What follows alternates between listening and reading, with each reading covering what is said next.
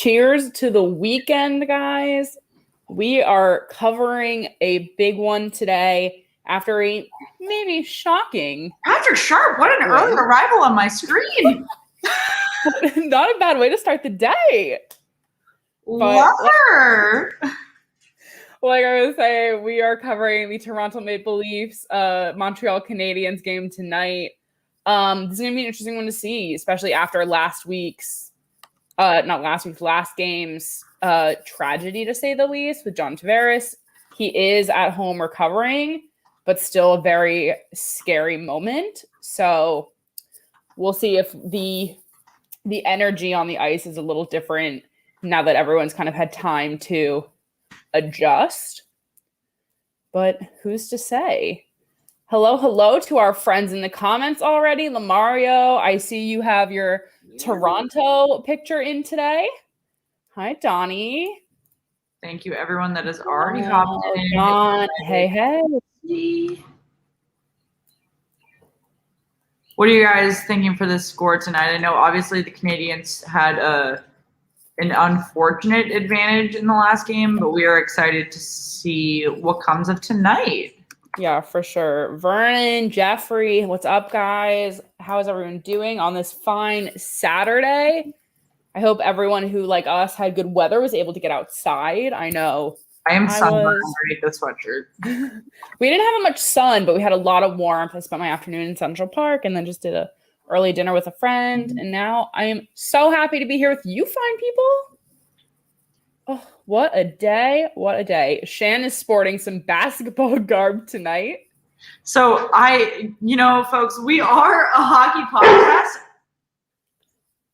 Joey, what's up? He has quite a bit to say. However, the Celtics do start the playoffs tonight, so I will be multitasking between sports. I would love to hear what you guys think of both the NBA and the NHL as I watch the Celtics slow demise to the Brooklyn Nets. I have no opinions on basketball, so I will be here to hold down the hockey fort. And then later tonight, hopefully within the next half hour or so, we're going to have some exciting guests coming from the Rod Peterson Show. We had Darren DuPont, Clark Monroe. They will be joining us tonight to talk all about this matchup. They are both Leafs fans, so they will have much to say. And then Shannon over here definitely will hold down the enthusiasm for the Canadiens. There we go. And my co-host here, I'll put it down a little. My co-host here will have quite a bit to say. I don't know what team. If you sound off in the comments, do you think Buddha is a Maple Leafs dog or a Canadiens dog? I would say Canadiens personally. Oh, where's the claw? I'm actually trying a new seltzer today. I opened it, but I haven't tried it yet. It's called Cacti, and it's an agave. That's Travis Scott's brand. It's Travis Scott. That's what it is? Yeah, that's his brand. So earlier, I went to a winery earlier, so I'm not sober. I will preface with that. Neither of us are. It's fine, guys. And we were at the store getting meats and cheeses, crackers, and Kevin was like, my boyfriend was like, oh, people keep commenting about this seltzer brand. And I was like, well, I have nothing to drink on my stream tonight. Let's get it. And he was like, this is not on the shopping list. And I was like, I don't care. Hey, so let's try it. This is the strawberry one. He stole the pineapple one, so I'm about to go try that one in a second. One bite, everyone knows the rules. Yes. This is so good. Holy shit. It's good, right? Wow. I'm never drinking anything else at the pool. It's so good. But I personally am drinking a sour beer tonight from my favorite brewery. I love Brooklyn Brewery. Mm-hmm. It's my favorite brewery. For a good sour beer. Yes. Oh, John asked, where's Murphy? Murphy is still at the beach. I'm actually the pineapple one. Hold on. Okay. I'm actually in New York for the week. You'll see a little less of me this week. You'll still see a lot of Shannon for sure. But I am having a kind of week away. Yeah, so if you guys either want to be on or have recommendations of shows we should have on, I have done no preparation for this week, which it's hard to do preparation when you don't know what games are going through 5, 6, and 7, right? So let me know. Shoot us a DM on social media. let us know. Also, Mark, yes, we've got my dog here. We're super excited. We took the night off last night. I went to a Capitals sports bar, watched the Bruins destroy the Capitals. I was definitely not loved at that bar. I love being that person in a bar. It was very fun. I really enjoyed myself. I was pretty hungover this morning. That's how we want to be. So excited. It looks like the countdown to puck drop right now for the Maple Leafs and Canadiens is at about 8 minutes.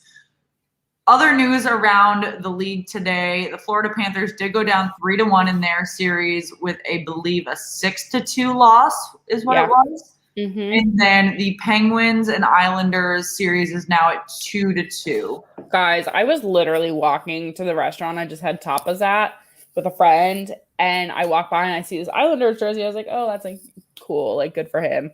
And then I realized they're doing the freaking, what's it called? They're watching the game on a TV and they're just like screaming for the win. And I like turned off my score notifications for a little bit to like be present where I was today. And I was just so over it. I was just like, fuck this, I'm done. Like, at least we're not down, but like, fuck it.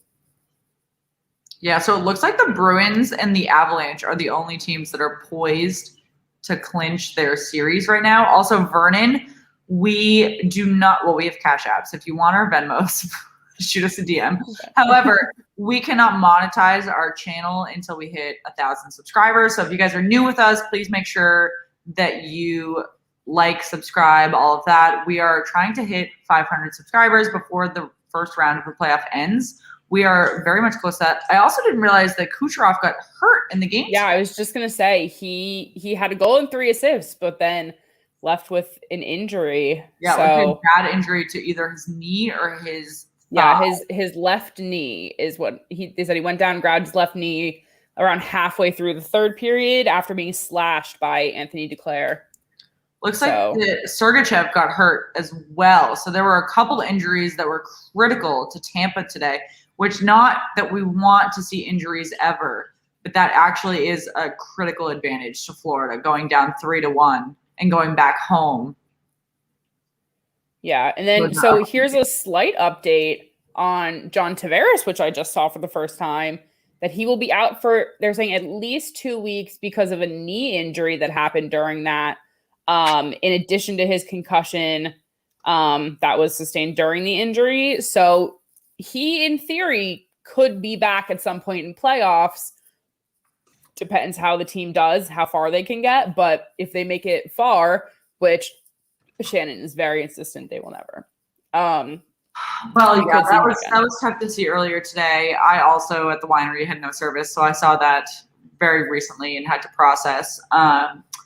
However, it was, again, really great to see the Bruins have such a dominant game over the Capitals last night. That was really promising, especially seeing the Penguins Islanders really play pretty evenly and seeing how dominant the Bruins are playing. I think, I don't want to sound biased, I am a Bruins fan, but the Bruins are playing like they can come out of the East. Yeah, for sure. I hate to say that, but it's true.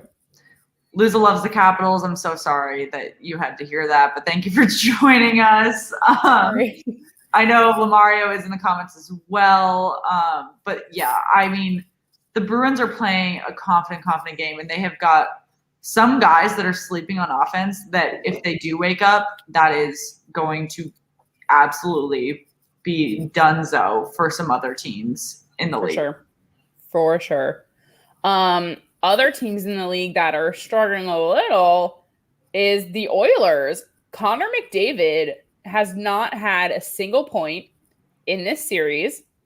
And the team itself, I think, has only scored 1 goal.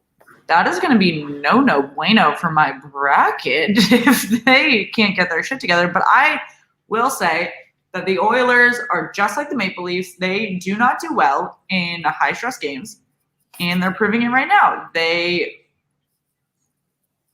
a Cavs fan, I hate to say it, but yeah.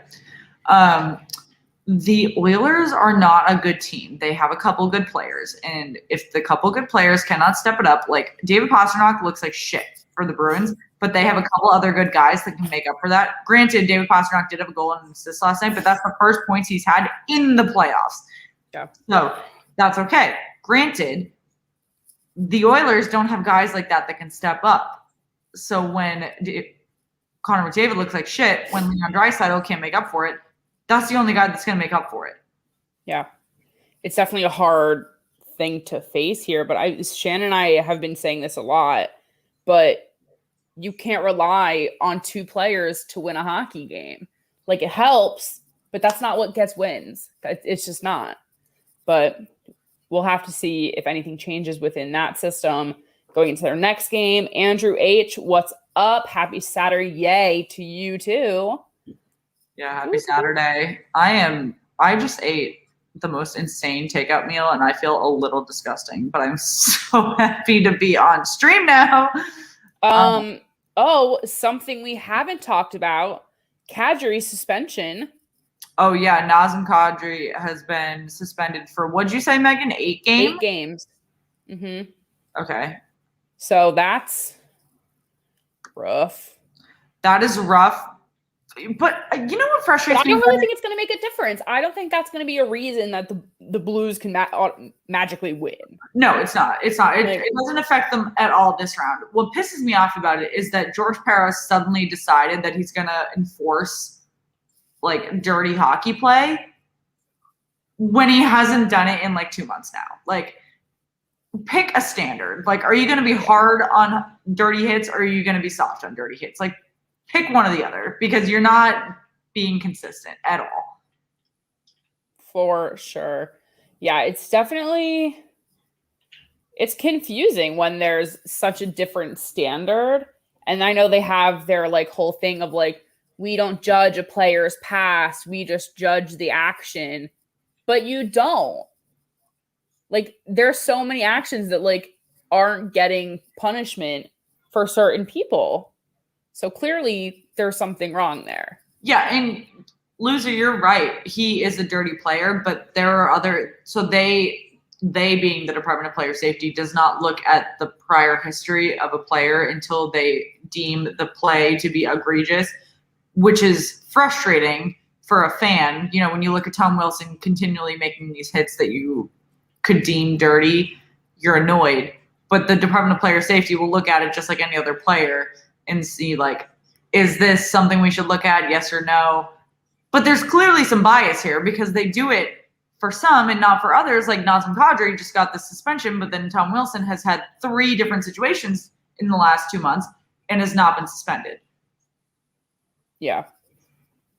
It's hard to watch because it's just, like Shannon said, like, it's frustrating. But we will see what happens. Guys, you know what game we are covering tonight. We are doing Canada coverage. Give us some predictions. Who's going to score first in this game? Toronto versus Montreal. Who are going to be the big scorers? What's the end game score?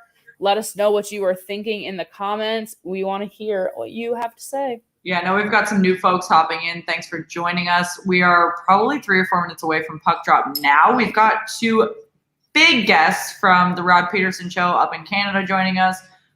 So we're really excited about that. And we are ready to see Campbell and Carey Price go up against each other in net and see how this goes. Can Montreal take the shocking 2-0 lead in this series, or will Toronto even score?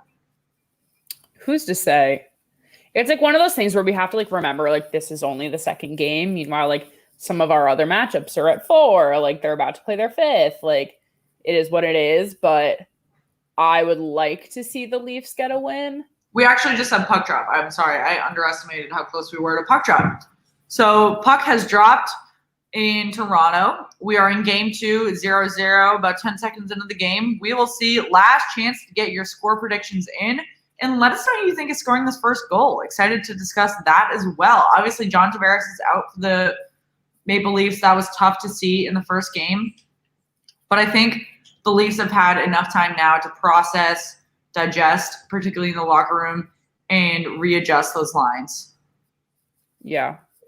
One can only hope. Let's look at some of these predictions. 3-2, no team, but maybe Toronto? I don't know. 4-3 Toronto, 3-1 Leafs. Guys are definitely feeling 5-2 Leafs. You guys are definitely feeling that Toronto victory here, but we will see what happens. Aaron, what's up? 5-2 Toronto. Got it. John Walton calling the game. He's also the Capitals radio play-by-play guy. Oh, that's cool. 4-1 Leafs. Marner with the first goal. We'll see, guys. We'll see.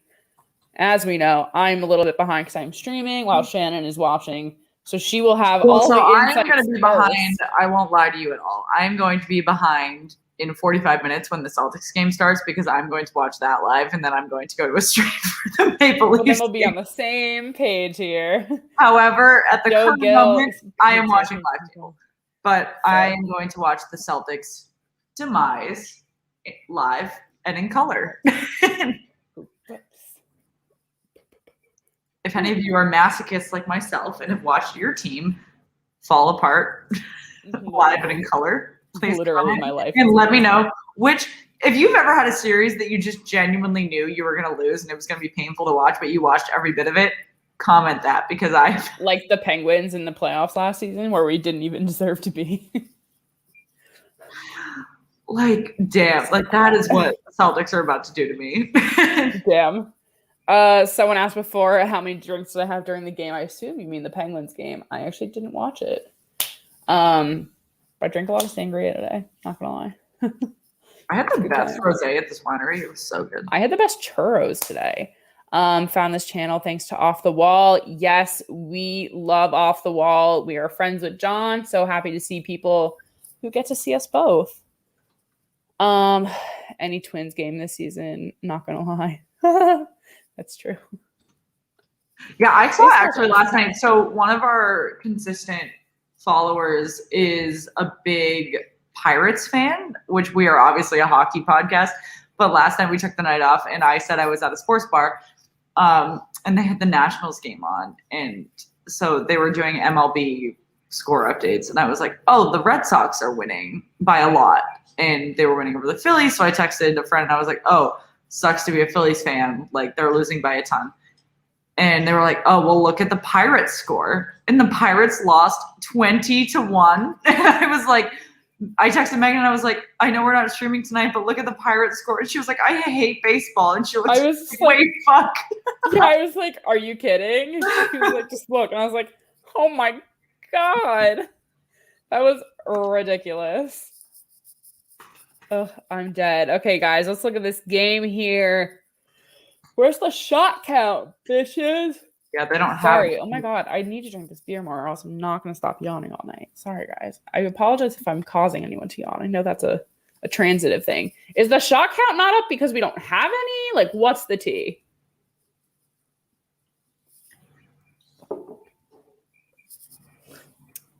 I think they just don't. I don't know. Yeah, does that not piss anyone else off? Hey, Kyle, what's up? Thanks for joining us. If you guys are just hopping in, make sure that you like the video. If you're new with us, I think everyone here is an OG, but if you're new with us, make sure that you subscribe to the channel and introduce yourself if you haven't been with us before. Love to meet you guys. Yes. We love to make new friends all the time. Like we said, we have some fun guests coming in a little bit, talk all things Canada. Oh, that was a great opportunity for Toronto. No shots on the goal officially yet. Thank you, Vernon. Very appreciated. I was curious because there was one that was pretty close to the Leafs net, but I guess we could change that banner change. Thank you. You guys just know us so well. Consistency is key, everyone. Yeah. Also, let us know what you're drinking tonight. That was funny. At least we're consistent. You guys know we're looking into it. It'll happen eventually. We have our first shot on goal. Finally. That only took 4 minutes. There we go. We have 3 now. Oh, Shannon, there you are. My Wi-Fi went out. It's okay. When did I cut out? What? When did I cut out? Like, just very briefly. Like, literally, like, less than a few seconds. Water with lemon for this wild man. Ooh, rebel. Because it's late. It's really late for you, right? Isn't it like, what, 1 a.m. or something? They updated it. Shots on goal. Yeah, even at 2. Thank you. Buddha looks tired. Buddha always looks tired. Let's be real here, guys. Buddha shouldn't be tired. Next to me. We went to the winery and left him to snuzz all day. So Early. Wait, Kyle, remind me where you are. Oh, maybe it's Aaron. Aaron, you're the one who's in England. That's true. Yeah, Aaron's in England. Kyle's not. But guys, we are just about 5 minutes into this first period, and we have one of our guests here to join. Let's welcome Darren DuPont. What is up? What's up? I'm the first one here? Yeah, Carl will be here in a little bit. All right. But how are you guys? Thanks for joining us. That's great. I like that you approved my my day drinking. So we've been day drinking all day, so don't worry. We've been drinking all day. Cheers, y'all. That's great. This is what we live for. I love it. You guys were watching you're watching your Penguins, hey? Oh no, that was so terrible. Yeah, that's okay. I wasn't even watching it because I'm in New York for the week with like friends and stuff, and I just saw score updates and I was like, I'm over it. I can't do it. Yeah. Cannot do it. But I want to hear your take on Mondays. I'm so dumb. On Thursday's game. What day are we in? I know, right? Obviously kind of a tough loss in multiple departments between Tavares and the actual score, but definitely hopeful to see something different tonight. Well, they just had a really good chance to score. I can't believe they didn't. Foligno actually had a chance to open the scoring. Yeah, we looked at on the show too. Same thing with Winnipeg, right? And Montreal. They're both underdogs. I get it. But they both have really good paths to victory. We talked about paths to victory, right? I mean, I still think Edmonton, I still think Toronto have more paths to victory, more ways to win. Edmonton still. I was going to say, Edmonton is struggling. They're in trouble. Like I said, they wouldn't. I wasn't going to be worried as an Oiler fan unless McDavid and Draisaitl got shut down again in Game 2, and they got shut down again in Game 2. So now I'm significantly worried if I'm an Oiler fan. Because Paul Maurice has figured out how to shut those two down, right? So once anybody can do it probably once. Not happy. No, probably not. Although it's interesting with him because he was his dad was with the Dallas Stars organization for 26 years. Mm-hmm. And he's kind of become a Golden Knights fan, right? Right. And he was an Oiler fan until the Gretzky trade. And then he wasn't an Oiler fan. He dropped him.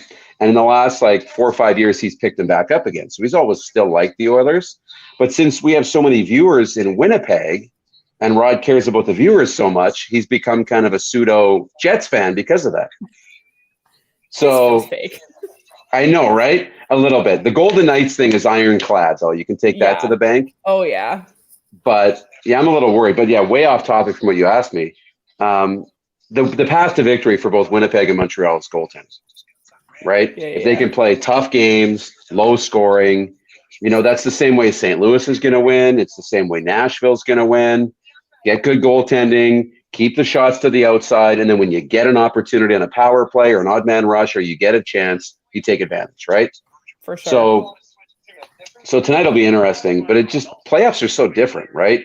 I mean, Toronto played a pretty open game. Winnipeg, lots of scoring, lots of offense, and when it clambers down in the playoffs and there's not as much offense, can they find a way to win really tough 1-0, 2-1, 3-2 hockey games? I don't know. Yeah, totally. There's definitely been some issues recently, I feel like, on the power play game for multiple teams. Maybe it's the rate of power plays and how frequent they are now, or just kind of a struggle all around, but we'll have to see. Let's say hi to a few more people who entered off the wall. Thanks for stopping by. 007, James Brown, good to see you guys again. This is our friend Darren. He is on the Rod Peterson show up in Canada. You can catch it on certain channels in the US. Also, too. Darren, you do have that you look like Jason Sudeikis in your bio, correct? Yeah, I know. Okay. do you see it now? No, my mustache. Yeah, I mean, someone called it out in the comment. We're like, oh yeah. My mustache isn't quite thick enough to go as Ted Lasso to shave it, so I might have to, I don't know, get it a little thicker so I can pull off the Ted Lasso, but I'll try it one day. It's for sure close. It's funny. There's a story. So with the girlfriend I was with at the time, we went to Mexico on a vacation. This was a little while ago, and we were we wanted to watch the NHL playoffs. It was in the springtime. And so I think the Ottawa Senators were in the playoffs that year, just to give you an idea of how long ago this was. I was going to say, well, but that's been a minute. It wasn't like 15 years ago. It was more like 6 or 7 years ago, right? Like the last time they were in the playoffs, okay? I think they had a series, he played Montreal in the playoffs, but it was just a really good chance by Gallagher, by the way. Anyways, we're trying to find the hockey game late at night. So we go into this place called Frank's Pizza or Frank's. That's what somebody told us. That's the Canadian place to go. And sure enough, they got Canadian flags, Saskatchewan Roughriders, all the NHL teams on the wall. Really cool place, but there's nobody in there. There's one other one other family or couple at a table, and us. So we walk in, and this young guy sees this. Roll! Sorry to interrupt. That's okay. I'm like probably. Shannon's always ahead, so I know when I have to like turn my head to like fully focus for a second. Oh, and I sit here and wonder. I'm like, wait, the Leafs didn't score in that chance. It's going the other way. Is it Montreal? Montreal didn't score. Is it going the other way? It's going to be a Montreal goal. We're just I can that see behind. It. Oh no! Just now I have to watch. Yeah, it was a bad. That was like a few rebounds that had to like go poorly to get that shot.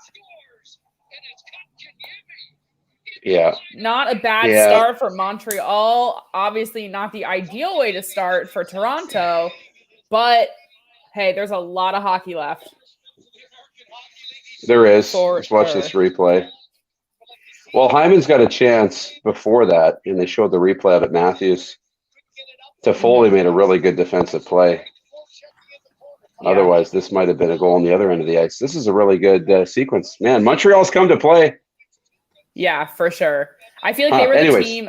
I definitely had a lot of teams I was counting out this season, one of them being Florida, which I'm starting to come around to. But I feel like Montreal was a big one too. They were like, nah, they're not the top three in the North. Like, it's not going to go anywhere. This is going to be like the year Toronto can win a playoff matchup. Like, no, they're clearly here to challenge people.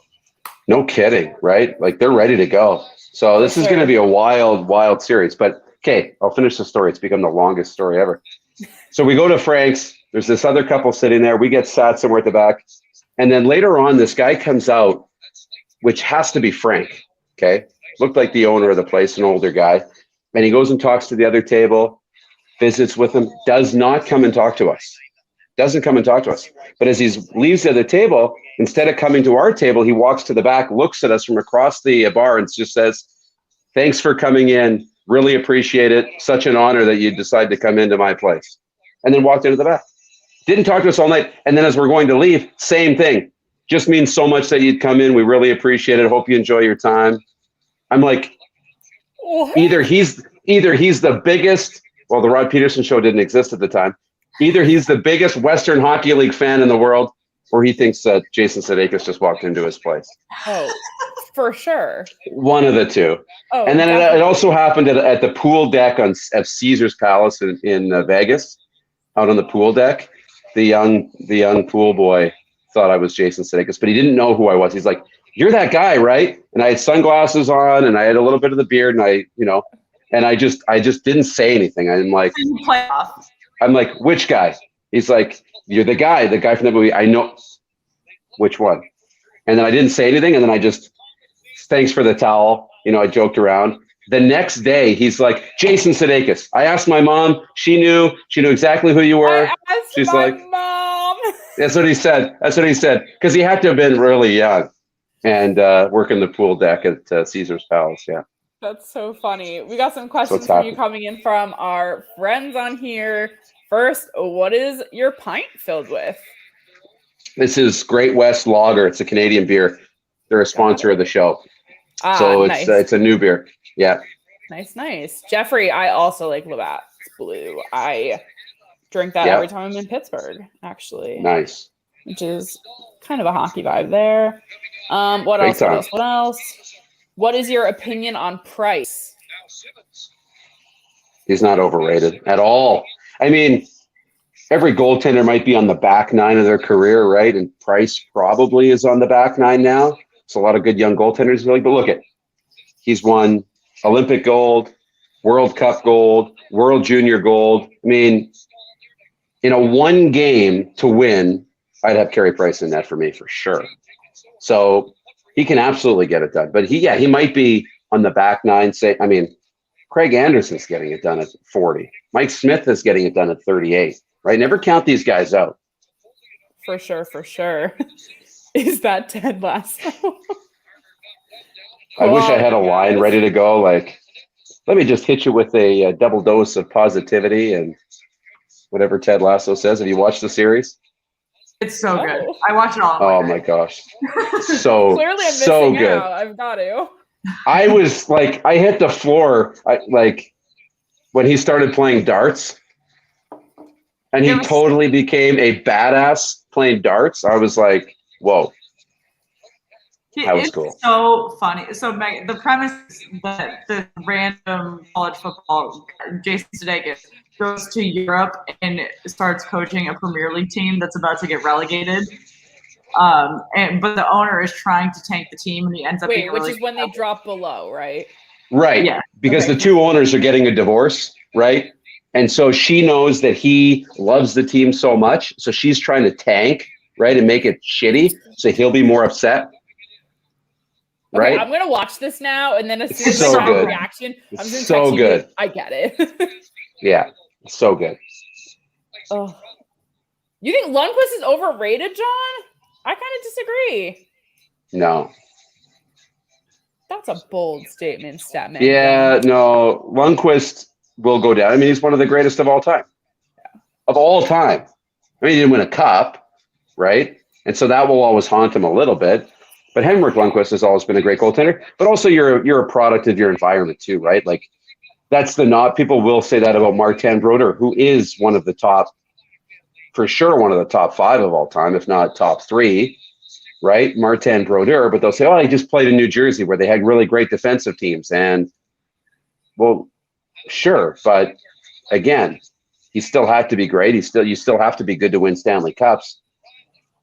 Totally. Who knows? I mean, you are a product of your environment, but anyways. Yeah, totally. I'm curious to see what kind of happens next season with Lundqvist. Oh, that's a Maple Leafs goal! You got to stop. You got to stop that. Oh. We're about 15 seconds behind. Stop. Okay. When the Celtics game starts, I will stop that. Yeah, that's true. Let me watch the goal, and then I'll tell you a story about the same thing. Sandin, it was his shot from the blue line. Oh, no. Yeah, maybe. I'm really behind. Oh, don't worry. I haven't seen it either. But I'm also watching it on my tablet. Same. So I will be behind the TV. There it is. Spezza. That's got to feel good, tying up just about it does feel good. 7:30 left in the first period. Wouldn't be a bad way to go into the second period for sure. Obviously, you'd want to be on top, but definitely better than being behind here. I think it was the 2014 Olympics. So the 2014 Olympics. Oh, no. I think we lost your sound. Darren. Yeah, can't hear you. It was me? Oh, there we wait, go. You're back. Hang on. Now we can hear you. Do you still have me? Oh, Yeah. Hang on. I should be able to hear you. Now we can hear you. Say something. Now we can hear Can you you. hear us?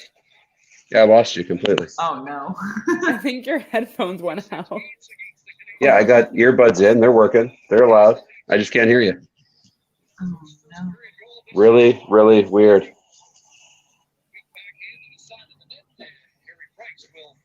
All right, well, Megan figures out the audio situation with Darren. We are 7 minutes remaining in the first period of the Toronto Maple Leafs. Yeah, but is it out now? Can you hear us? The game is tied up 1-1. Montreal striked first. Toronto just lit the lamp and tied up the game. Obviously, Toronto is playing without John Tavares after the scary situation in Game 1. Let us know what you're thinking about this game now that it's tied up. I'm just going to leave, but I'll come right back. And make sure that if you have not yet, you like the video, you subscribe, and you let us know what you're thinking about this matchup. This was a big, contentious matchup that people were excited to see. Obviously, the series started late because of the North Division's delays with COVID-19. So we are excited to see both this matchup as well as the Jets-Oilers matchup. Now that the Jets hold a 2-0 series lead in that, which is unexpected to say the least. Exciting, odd, confusing, like uncertain. Like your high school ex, basically, is how I'm feeling about them.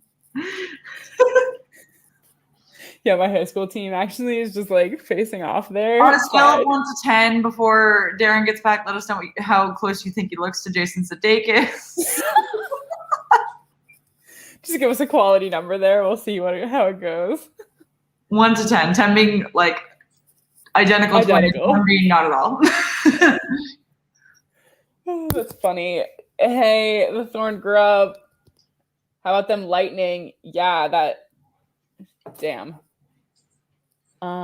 More gratuitous play. Yes, Batman John, there are. Megan's going to be pretty busy this week, and I don't want us to go a week off. Also, next weekend, I will have family in town, and Megan will be by herself, so vice versa. We will be doing a lot of alone hosting and needing some help. So if you guys want to hop on, if you know any podcasts that are looking for some opportunities to be on another show, shoot us a DM. Make sure, let me pull up our social media. Shoot us a DM at @sweetheartspod/sweethearts if you are interested in hopping on our show for a period, an intermission, anything like that. If you have not followed us on social media, please do. We are a little quiet on the weekends because we have social lives. However, during the week, we are very, very busy, very active. And we are looking forward to having you guys on to chat. Yes, indeed, indeed. Andrew H says a 9. I agree. That was so funny. Solid. It's like we've done streams we've been on their show before, so it's like we always knew, but we were like, oh my gosh, this is so much. But yeah, guys, definitely shoot us a message so we can try and get some things scheduled. If we don't respond right away, like we said, they're all unread. So we busy. Just don't have time to open. Open it right away. We will hopefully get back to everyone. Tomorrow is a nice day to open them all. Tomorrow I'm going to the gym. Not all day, but you. Carey Price with a crazy save. I'm ready. We do have, so Darren is fixing his audio issues, and then we do have Clark Monroe from the Rod Peterson Show joining us as well this evening. So we will have our friends from the Rod Peterson Show joining us once again. Speaking of. Let's see. Can you hear us?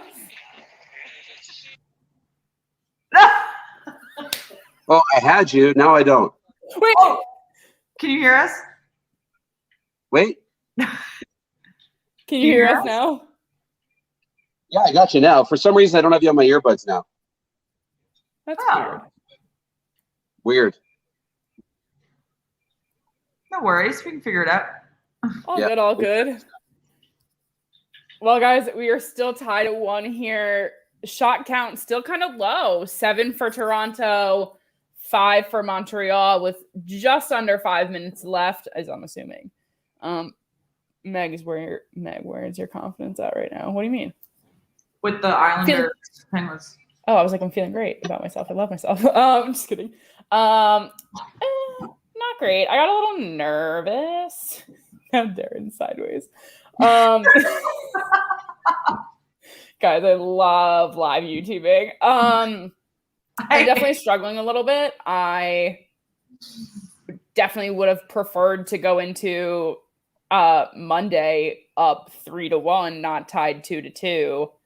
But honestly, I feel this is like a 2019. Like the Islanders come out of nowhere. No, not nowhere, but like they just come and take it from us. Granted, it's not a sweep this time, thankfully, but I'm definitely getting nervous. Darren, with you being in Winnipeg and Bogo once a Jet, now a Leaf, what's your thoughts on him? Talking about Bogosian, right? Yeah. Yeah. Now, it's funny. I'm not in Winnipeg, but I love that people think that we are. They think we're in Toronto, too. They think our show's done out of Toronto. But I think... Where are you? What? But where are you? We're in Saskatchewan. That's what I was going to say. Saskatchewan. Winnipeg's in Manitoba, and My Canadian geography is no bueno. It's because I mailed them a puck that I know that. I know. I was gonna say you have the addition. Nobody's Canadian geography is very good. I feel like in the United States, it's so like our American geography is so much better. No, I know that. I mean, I can probably say like Toronto, like I can give the city and the region, like I know, those, but when it says like on the map where they are, that's not happening. I know Vancouver is all the way on the west, right? That's right. And Nova Scotia is on the right. Saskatchewan's on the west also, isn't it? We're in the west, but we're kind of right in the middle. Because you guys are 2 hours ahead of us, or behind us too. Right so now. that helps. So you're aligned with mountain time, or you're in mountain time. Right. I got it. You so got it has to be like Bogosian's a good player. He's a steady defenseman. He's a veteran. He can play physical. He's won a Stanley Cup. So I think there's a lot of good things there. So I think Bogosian's fine. I mean, he's not going to be a top 4 defenseman. If you expect him to be a top 4 defenseman, then he's going to disappoint you. But he's going to be really good in that bottom pair. That's fair. Okay. Do you think the Penguins will get out of their series? Yes. If Malkin stays healthy, I think they're fine. Jarry has to be serviceable. He doesn't have to be great. Sidney Crosby's still great. What? You don't like Tristan Jarry? I have the worst relationship with Tristan Jarry. I shit on him every day of my life. I just think he's the worst thing that happened to the Penguins. Some guys need a little bit of abuse, right? And I mean, maybe Tristan Jarry needs a little bit of that. He'll be okay. He'll be okay. Matt Murray was nobody until he won a Stanley Cup. Yeah. I personally, though, am just such a Fleury fan that no one will ever compare for me. It's fine. I know. And Fleury is so easy to love, too. I mean, Marc-Andre Fleury is just amazing. Just my soul. Jeffrey, I say bullshit you took Canadian geography in high school. That's not a thing. I call shenanigans on that. Impossible. 007, yeah. Jeff Carter can't carry this team by himself. He came in and had to put everyone on his shoulders now. What a weird acquisition. Jeff Carter? Yeah. I know, but yet he's producing. It's the weird. Well, I mean, so I keep saying like he's a good offensive weapon, but the Penguins did not need another offensive weapon. That was not where their gaps were. That's right. It's a weird year. Like veterans have been impact players before, but I mean, you got Corey Perry and Eric Stahl in Montreal. You know, Jason Spezza, Joe Thornton, to an extent, Wayne Simmons in Toronto. Now you've got Jeff Carter coming out and playing really, really well in Pittsburgh. It's kind of weird, but yet it works, right? A guy who's been there and won a little bit. He'll be an asset down the stretch, and if they go on a bit of a run, but you can't expect him to play on that second line like he did the other night when they won, and that was the best line for the Penguins, right? Yeah, that second line was their best line the night in the winning Game 3. But our problem is like our first line of Crosby, Gensel, Rust, which is normally so impactful, is asleep. Like what? No, actually, they're not asleep. They're too busy fighting. Yeah. Well, that's what this series has become, right? It's become this really tough. It's like beat up Sid and Jake. Like that's literally all they've done. It's become back alley hockey, right? It's wild.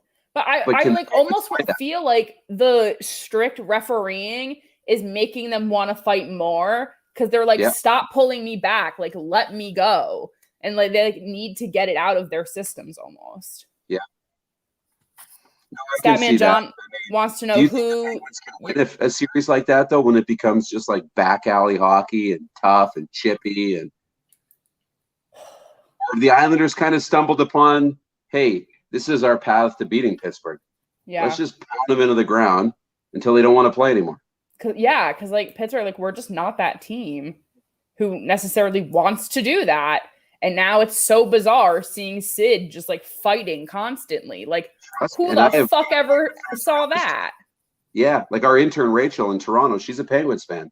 And we have conversations. She's so frustrated that the Islanders are playing this way and thinks there should be more penalties. And it's a frustrating thing for a Penguins fan, right? For sure. So we'll see. Yes. Statman John wants to know, who was your pick to win the cup before the playoffs started? Florida. Interesting. Same. Well, I'm staying on the bench. I'm trying to be consistent because I picked Florida actually last year in the hub in the playoffs. I thought they had Quenneville coming in and they had some time to work it out. Bobrovsky can play well. He can be an elite goaltender. He's not today, but and I thought, they were given a second chance because they were just on the outside, but the expanded playoffs, they got in, and I thought they would go on a run. Turns out I was a year late or a year early on my prediction. So I picked Florida, and they're playing really well. Yeah. Florida is my cup pick in my bracket as well. Yeah, if they get a little bit of goaltending, they can come back and beat Tampa in the series. I mean, I was looking I was watching a little bit of that game, and they're controlling the pace of play. The shots were 34-17 for Florida, yet they're down 5-1. Yeah. It was insane. So they're playing the game well. They're just a little unfortunate. Totally. What is your biggest shock right now? What team are you like, what the hell is happening? Well, it's Winnipeg. It might be Montreal after today, but it's Winnipeg, right? That's probably the biggest shock. Everything else is going kind of according to plan, right? I mean, I didn't think Colorado would quite have quite as easy of a time with St. Louis. Same. I mean, if St. Louis gets good goaltending, some timely playing, timely scoring from guys like Jaden Schwartz and Braden Shen, I think they'll be okay, but that's not too big of a surprise.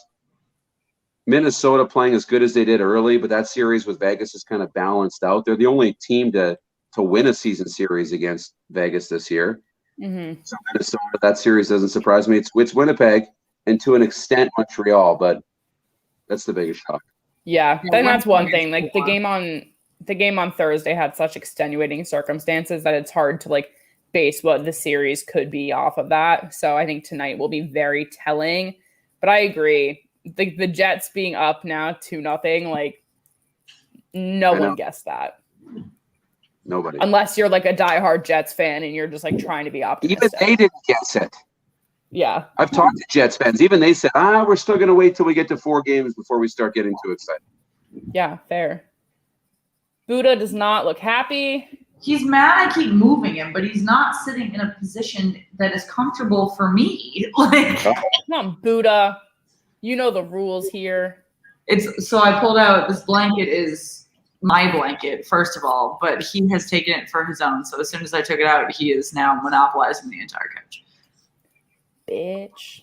We are actually about to end the first period, so it's going to end 1-1, Toronto, Montreal. I'm interested to hear who you guys think is going to score next. It seems pretty even right now. I mean, guys. I'm underwhelmed by the offensive play in the last 5 minutes of that period, but yeah. Y'all had some decent predictions going into the first period. Let us know who you think is going to score first in the second.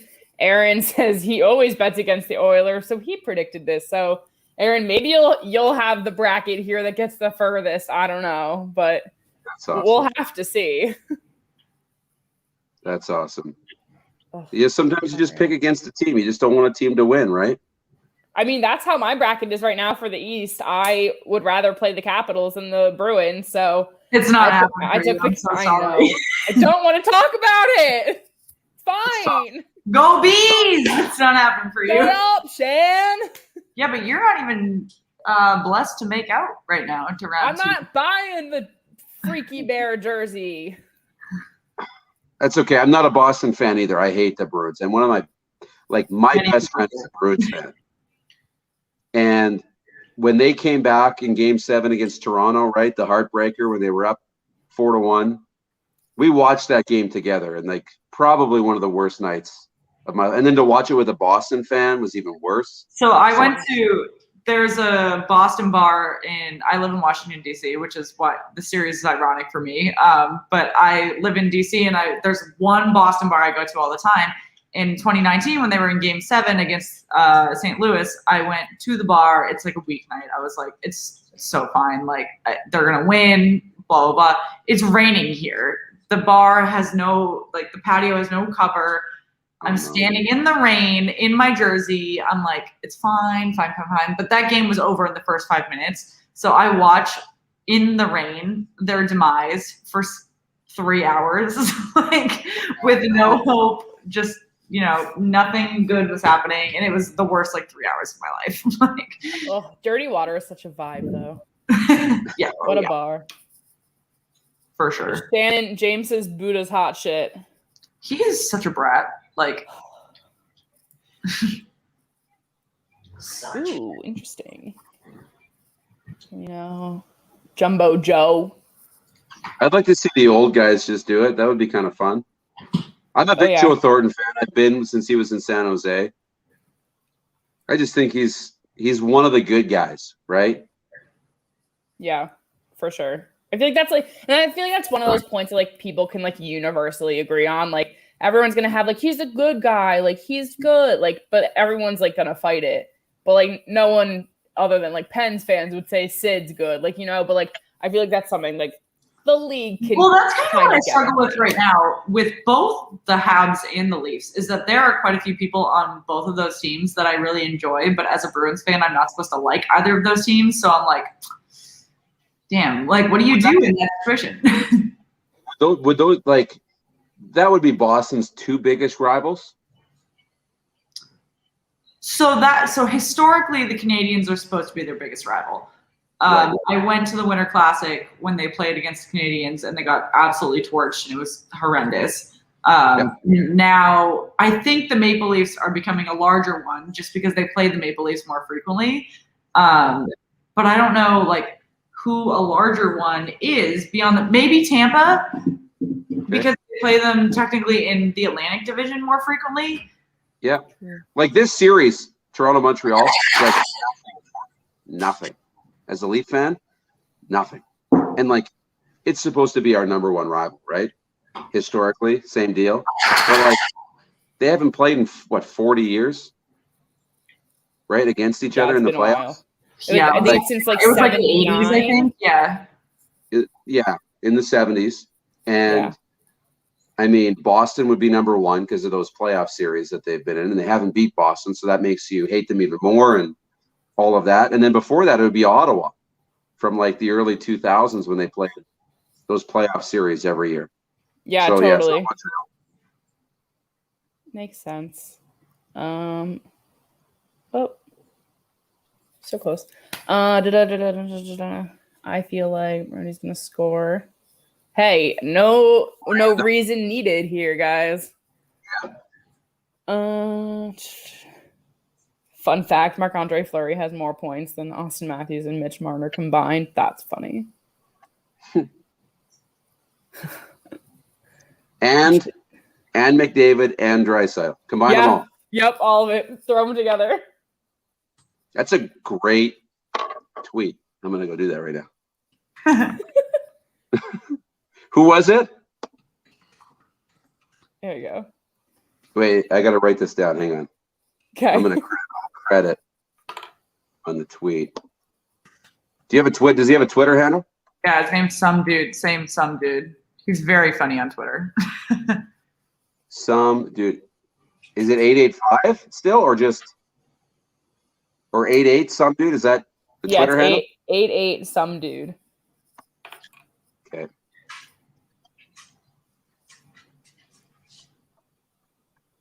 Ethan, Clark will be on soon. He's having it's Some Dude 88, he says. Some Dude 88. I just want to give him credit. Yeah, he just posted that in the comments. Ethan, Clark will be on soon. He's having some connection issues, but he is working on it. So we will get there soon. The Florida Panthers' last playoff series win was back in 1996. Damn. That's the only. Well, I think that's the only time they went to the Cup final. Yeah.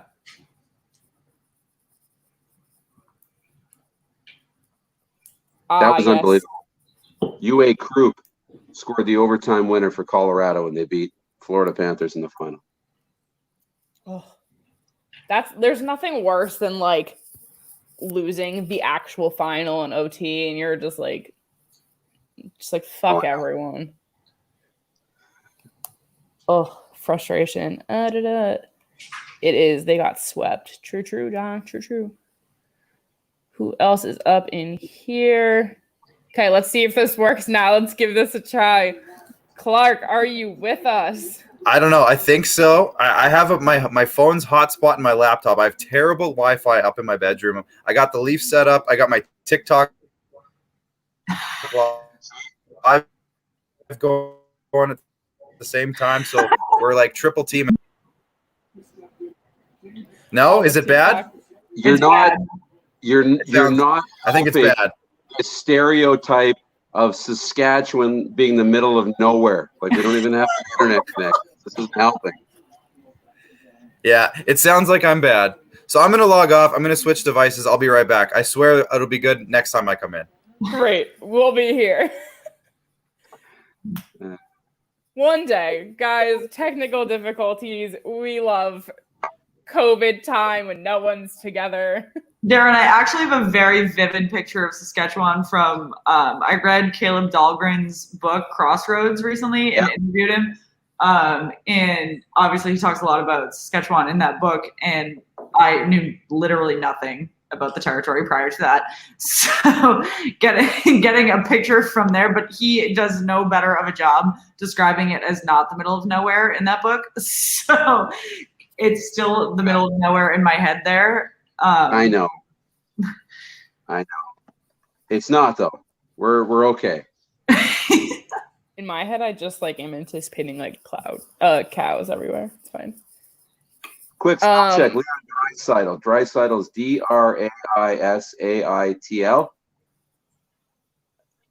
Draisaitl. Please hold. Give me a Aisaitl. Is that right? I'm trying to go to the roster. Draisaitl.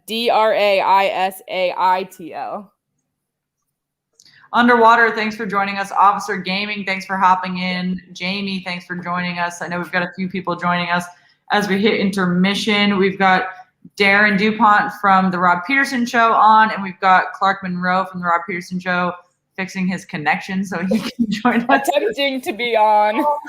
And we are super excited to be in the first intermission of the Maple Leafs Canadiens game. If you guys have any guesses on who is going to take the lead in the second period, they are tied 1-1 right now.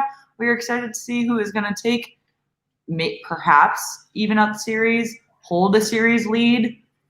Who's to say? Not I. Underwater, I also don't want to talk about the Pens game today. We're just going to make this a no Penguins zone for now. Chloe, what's up? So happy to see you. Kevin, Clark sent you over. Good.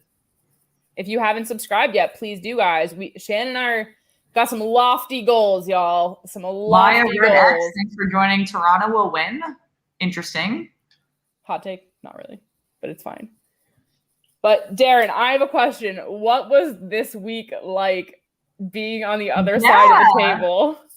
Sitting at the big desk. I know, right? At the beginning, it was complete chaos. Like absolute, I don't know. Can we swear on this show? Yeah. Yes. Yeah. Like absolute shit show. Like, I mean, first of all, like that desk is a mess on the other side. Like he's got so many toys back there. Like our puck was moved. What? Our puck was moved. I'm offended. Uh-oh. Before he gets back, move it back. Put it back in the middle. I'll make a note. But it was fine. It was good. I'd hosted a half a dozen shows, 4 or 5 shows. He's been gone a couple of times. Like, I mean, when his mom passed, I hosted 2 shows. This will be funny. He went to Vegas on his anniversary on Valentine's Day without his wife. What? No. Yeah. So I hosted for a couple of days then. He went with his brother. And that's when he was invited by the Golden Knights. So he went down and hung out with the Golden Knights for a few days. On his anniversary, on Valentine's Day. It was all in the same weekend. Oh. So that was funny. So I've hosted a few times. So it was fun. It was really fun. We got to do things differently too. Like, That's the one thing. Like, I'll never try and be somebody else. I can't be Rod. So we did things differently. We went into the playoff series. We talked about, who was going to play, what the line combos might look like that night. We did some different things, right? Made it more of an NHL playoff show, which I thought was cool. But no, it'll be fun. You have to pay more attention at that in his chair. Like, I don't know, like, this is kind of inside stuff, but I don't know if you'll recognize, like, when I sit in the other chair, sometimes I'm in another world. Like, I'll be on my phone. I'll be like zoned, like, let him do his thing. And then all of a sudden he'll be like, so what'd you think, Darren? That definitely happened on our show when we were on, and he was like, Darren, give us a question for the girls. And you were like, I'm listening. I'm like, I thought you were rolling. I'm just enjoying. I'm like, what? Or like, he'll say something, and then I've developed this skill.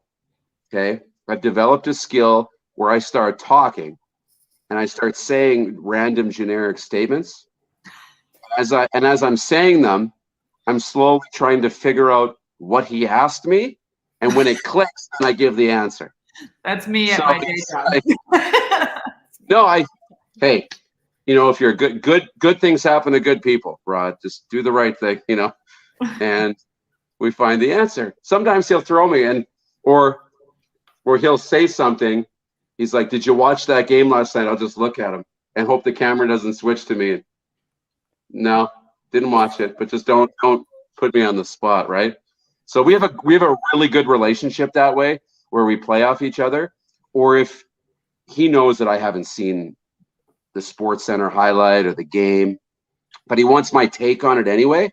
So he'll explain the whole thing. He's like, you watched the game or did you watch the game? Well, I know you watched the game last night, but in the game, Crosby coming back made this really great defensive play at the goal line, for those of you who didn't watch, and blah, blah, blah, blah, blah. And so then I can react to it. Even if I haven't seen it, I can be like, well, that's Crosby. He's still magnificent. He makes great plays, right? And he does a good job explaining it to me so that in case I haven't seen it, I still know what's going on. But so to answer the question, yeah, it's a lot more. You have to pay attention for the whole 2 hours when you sit in Rod's chair. You don't just get to like zone anymore. Exactly. But you'll get your chair back. What, on Monday? Yeah. On Tuesday. Monday we're taking off. Tuesday we're back. Oh, Tuesday. yes. Memorial Day. Following Memorial Day. This weekend? No. Yeah. It's not Memorial Day Monday. It's next month. That's next week. Yeah. I don't know. I took 2 days off this week. I'm over it. I gave myself a full on vacation. It's fine. Statman John, shout out to you. Thank you. The Vegas game is starting soon. If the puck hasn't dropped already, I don't have it on my screen. But guys, send us your predictions for this Vegas Wild matchup. I know I'm like cautiously optimistic, but who's to say? Rod, what up? What? Rod's in the comments. Oh wait! Did you just hear the story I just told about not paying attention? I hope not. It's fine, guys. We're fine. Rod, thank you for joining us. We are watching the Leafs game. We are still in our intermission for another couple minutes, so we are just, asking some other score predictions here. Yeah. 3-1 nights. I could see that. Shannon and I, so we had done an earlier game on Thursday, and we started doing the Vegas game to go a little longer. I think we must have been live for 5 hours on Thursday, and everyone was hanging in there with us, and we were like, okay, if we're not scoring by the middle of the second period, we're out. We're not going to do this. We're not going to sit through this game. And then as soon as we were done, we were talking before we went to bed, and we were like, okay, watch them win. I go 6-2. I'd off my own head for leaving. And I literally woke up and texted Shannon. I was like, 5-2. I can't. I was so pissed off. I was so mad. But whatever. Poor our intern is a Wild fan though, so poor Jenna. Okay, Clark, let's give it a try here. What's up?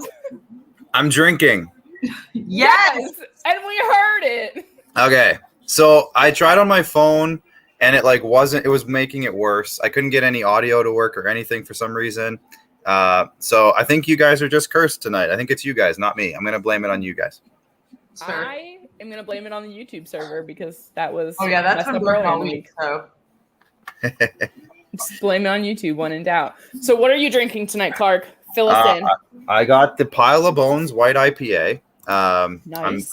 It's really delicious and it's citrusy and it's great. So that's what I got first up off the menu. So that's what that's my starting point. We'll see where it goes from here. I was gonna say, you guys are pretty early in your night still. Like, this is like dinner time, not even. And Shannon and I are over here like 8 o'clock, like had a full day of day drinking, trying not to have a hangover by the end of this freaking game. Oh yeah, definitely. I really don't like the Vegas game starting now, and there's not going to be a late game. I like having a late game. Yeah, I like expected it to be like a 9:30 or so game, so you could kind of like have a nice shift towards like the start of it, you know. That's like often what Shannon and I do. We do an early game and then we watch the first period or so of a late game, but it is what it is. Statman John. It's only the first period's over. Yeah. Depends when the puck drops, honestly. The longer they delay, the worse it is. Callie, we're glad you found us too. If you haven't subscribed yet, go do it now. Yeah, so I was on TikTok live, and nothing was working, so I had to turn it off, and I told everybody to come watch. So I'm hoping I get a bunch of comments saying, "Hey, I was on Clark's TikTok live," and then that would make me feel good about myself. When you were here, they're like sent over from producer Clark, and I was like, "Great, yes. Subscribe to us." Nailed it. Crushing it. One of our viewers wants to know: has Matthews lived up to the hype so far, in your opinion? In this game, he had a great chance early on. He's not getting a whole lot of space. They're playing him pretty tight. And I think he just needs to keep playing. I think he just needs to keep chugging because typically in games like this where basically the Habs' entire goal is to just blanket him so he has no time or space, I think all you got to do is just keep playing, keep chugging, and try not to get too frustrated because when that happens, then you start – getting off your own game, and then you miss opportunities you might have had otherwise. So I think Matthews, in terms of lived up to my expectations, he's doing fine, and they're playing him very well. So he just needs to keep chugging. Yeah, like Darren currently is. Exactly. So guys, we have started the second period here. During the first period, both teams had less than 10 shots, still tied at 1. I want to know, Clark, we'll go to you first. What do the Leafs need this period to pull ahead and to get this W? So early on, I thought they were getting a little scrambly. I don't know why they necessarily were, but especially with the Habs' first goal, they were scrambling all over their own end. Jack Campbell was flopping around because he was trying to get in position, but there were shots coming from every direction. I think they just need to calm down a little bit in their own end. They've been doing a pretty good job hemming Montreal into their end quite often. So if they can just keep that going, keep the puck possession battle going, I think they'll be okay. Montreal, for them, the way they beat the Leafs in game 1 was just jumping on a few opportunities when they had the chance to do it. The Josh Anderson breakaway was just a turnover, essentially, and they were able to get him the puck, and he's faster than anybody. Josh Anderson's the fastest kid alive. And then the Paul Byron was just, flat-footed Sandin at the blue line on a power play. Byron blew by him and got a breakaway, and then obviously scored a freak goal. So both of those things, I think the Leafs are playing good right now. They just need to keep playing and keep that puck possession. I think that's the number one key for them. Yeah, Darren, what's your thoughts on this?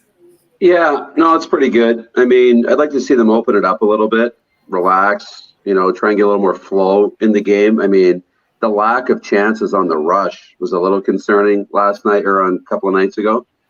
Montreal wants to play this tight. They want to play it, very small, if that's a good way to put it, right?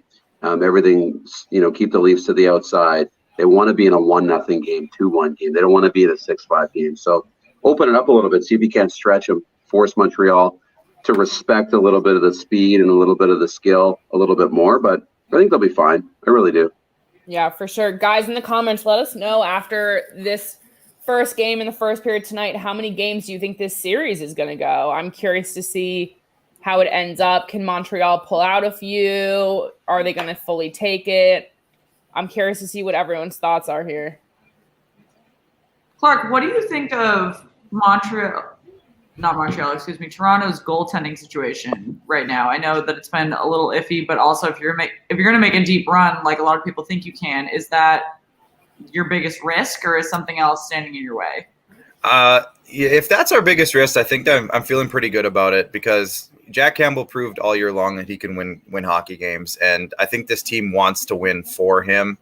He's that kind of goalie. So I think the situation with Freddie Anderson was pretty difficult this year. I'm going to say for the last year and a half, 2 years, he just hasn't been the same goalie as he was for his first 3 seasons with the Leafs. So the way Jack Campbell's come in and kind of just solidified and calmed down the team a little bit, because they were pretty scrambly themselves mid-season when Freddie wasn't doing all that hot. They were still winning games, but it was pretty high scoring games at the time. Jack Campbell came in and kind of settled things down, and it seemed like there was a sense of confidence every time he came in the net. So as of right now, I'm not overly worried about Jack Campbell being the starting goalie for the Leafs.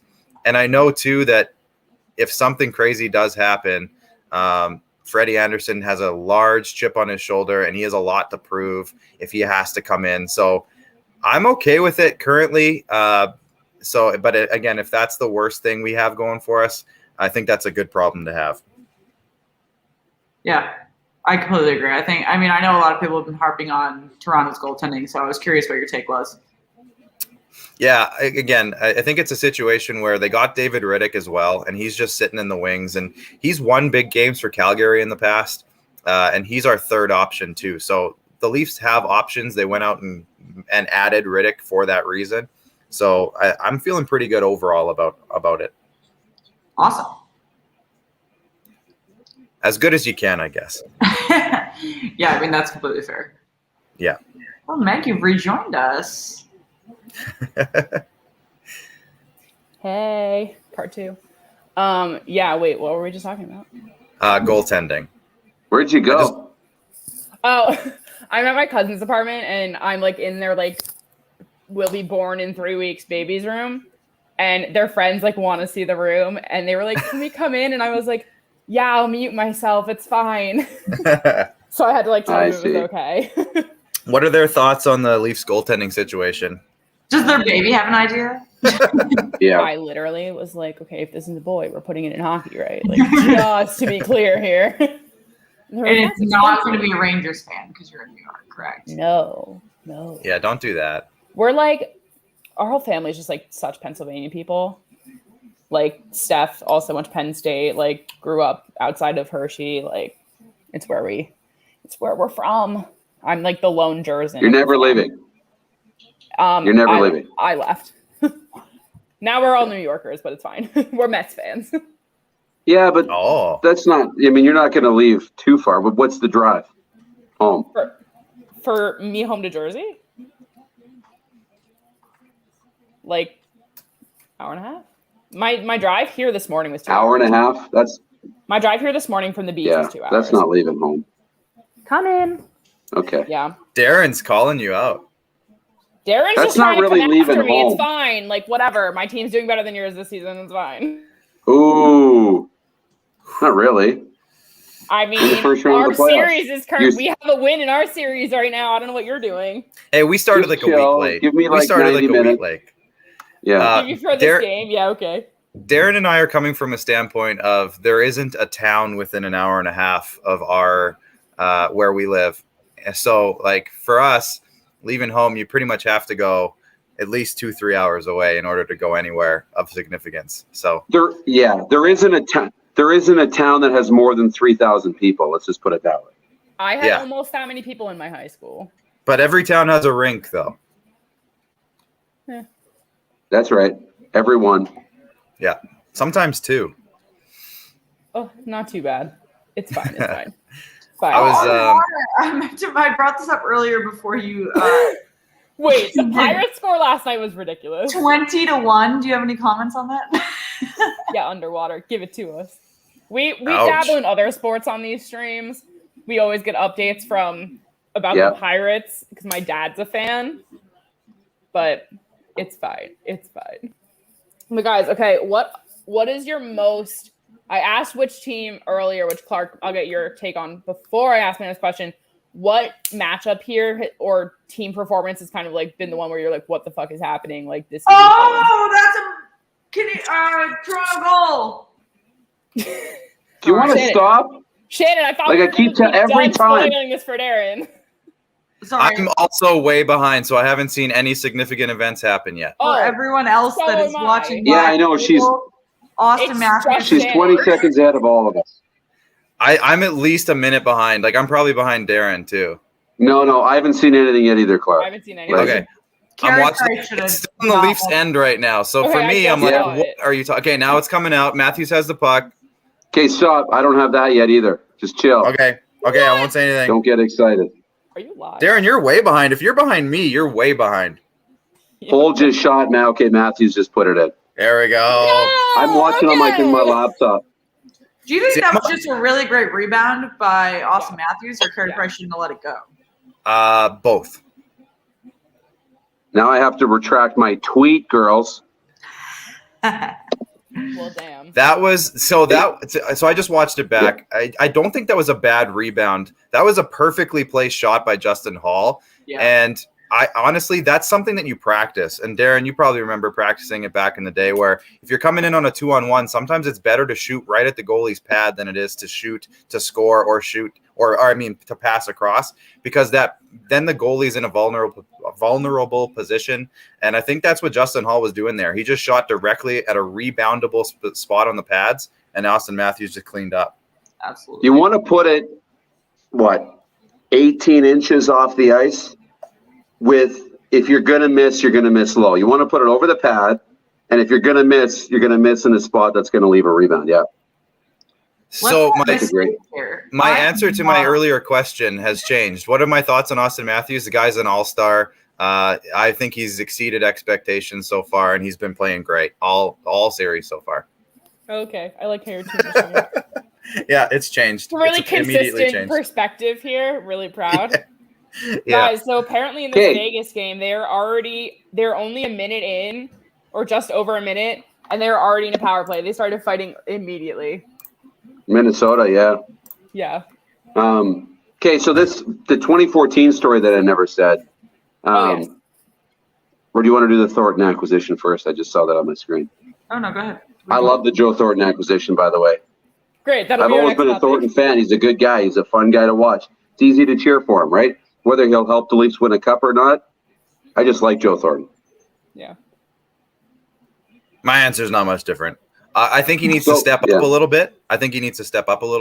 Right now. Like he was almost invisible in game one, I thought. Tonight, I haven't noticed him a ton.